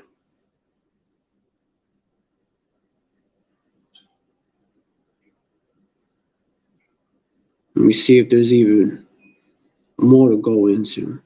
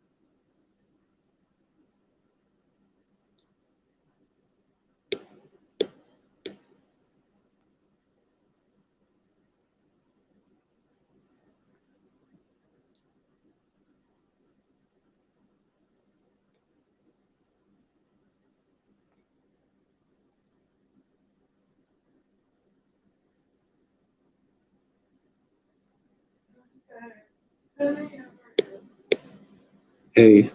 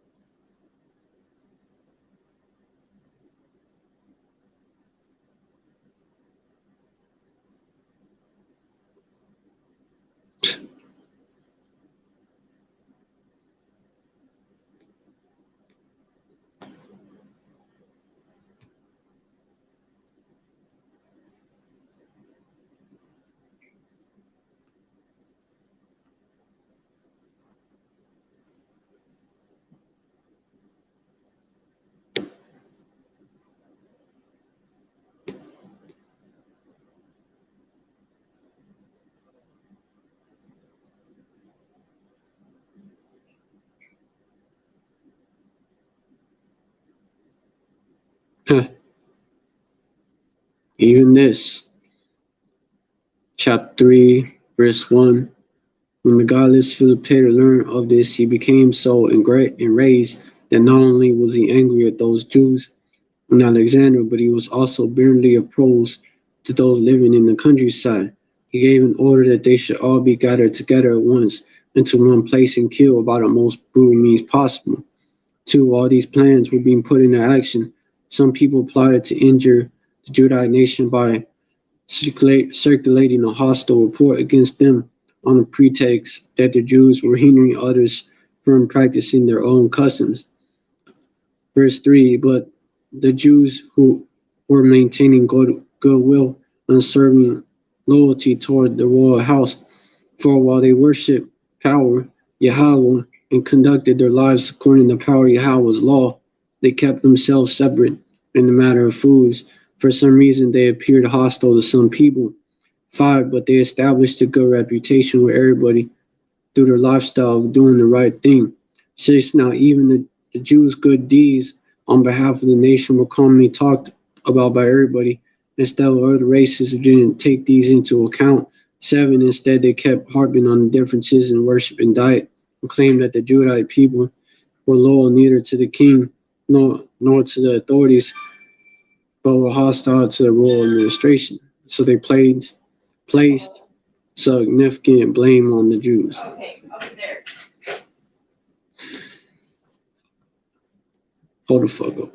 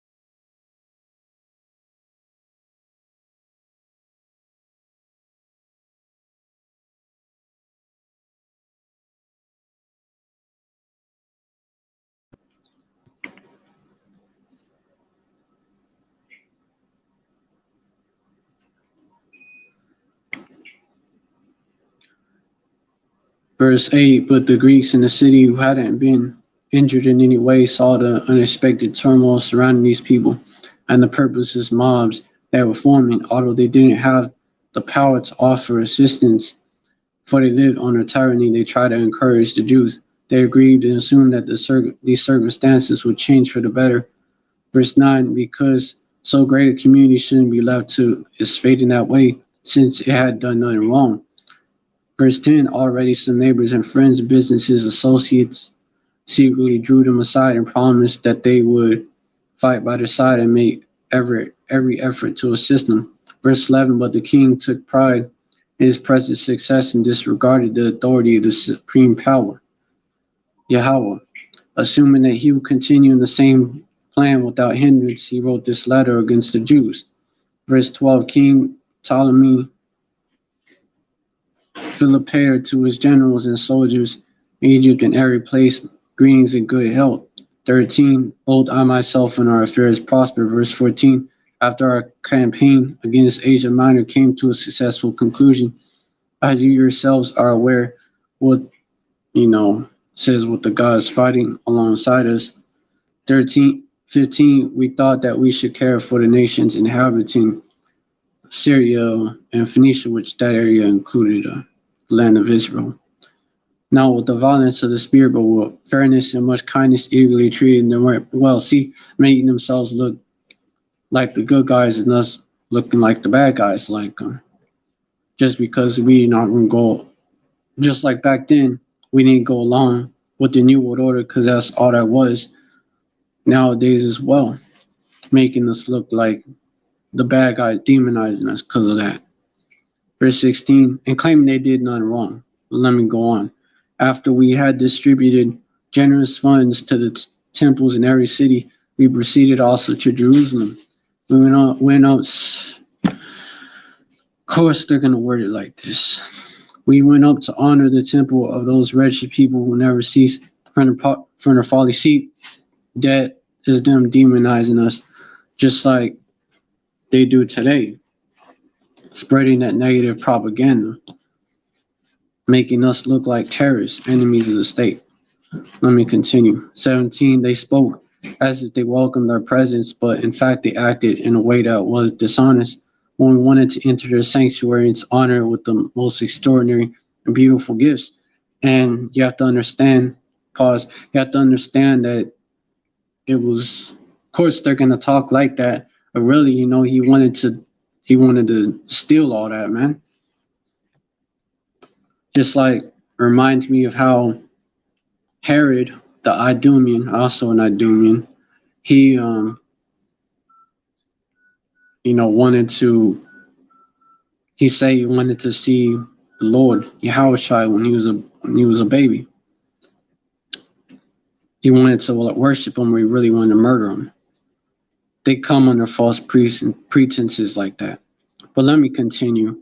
Verse 18, they were carried away by their traditional arrogance and prevented us from entering.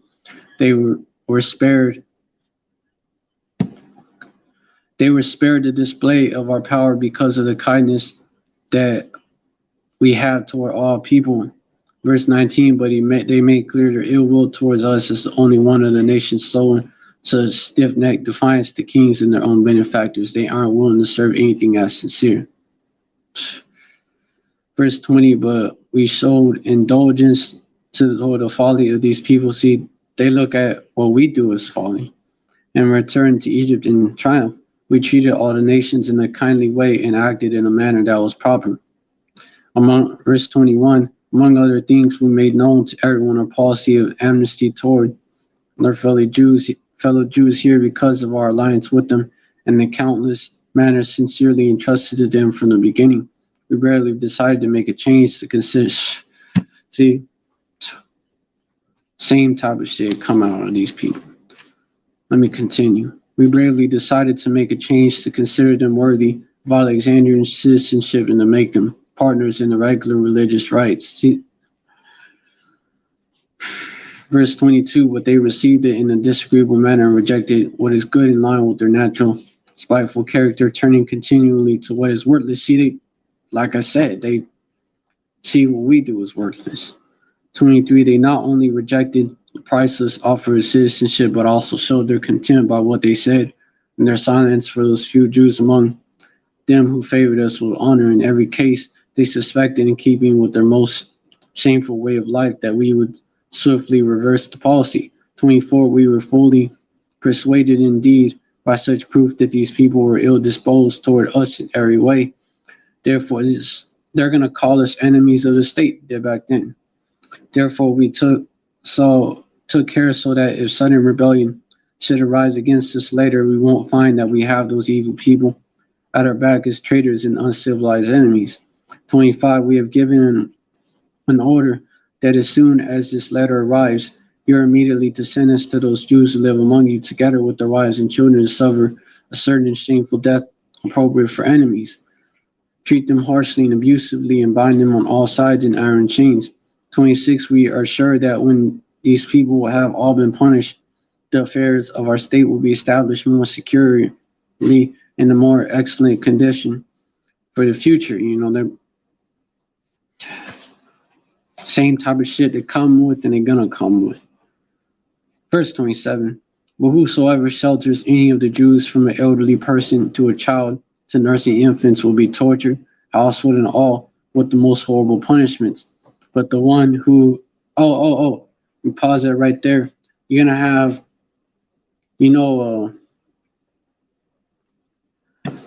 how, like, they're gonna be accused of harboring terrorists and shit. Verse 28, with the one who is willing to give information will receive the property of the person falling under judgment. They will also be given 2,000 drachma from the royal treasury and will be rewarded with their freedom. 29. But every place without exception where a Jew is discovered to be sheltered will be laid waste and burned with fire. It will become utterly useless to every creature for all time. Verse 30. And so the form of the letter was committed to writing. And they're gonna also give rewards out for our arrests as well. They did back then. This is the same playbook that they're using. And people can't see it.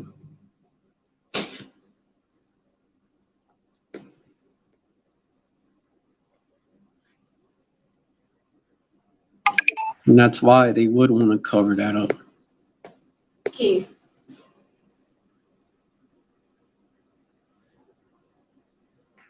All right, but with that, hope this live was edifying.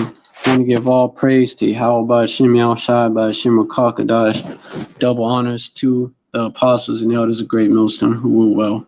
Salutations to the Akim out there spreading this truth like wildfire. And shalom to the rest of the elect, the men who believe but they can't prophesy, because of their disability, whatever. Really, they wasn't set up to be prophets, but they're friends of the prophets. And the women and children who sincerely believe. Shalom and stay strong. We're almost out of here. This place going down. And we got next, Yashra'Allah forever.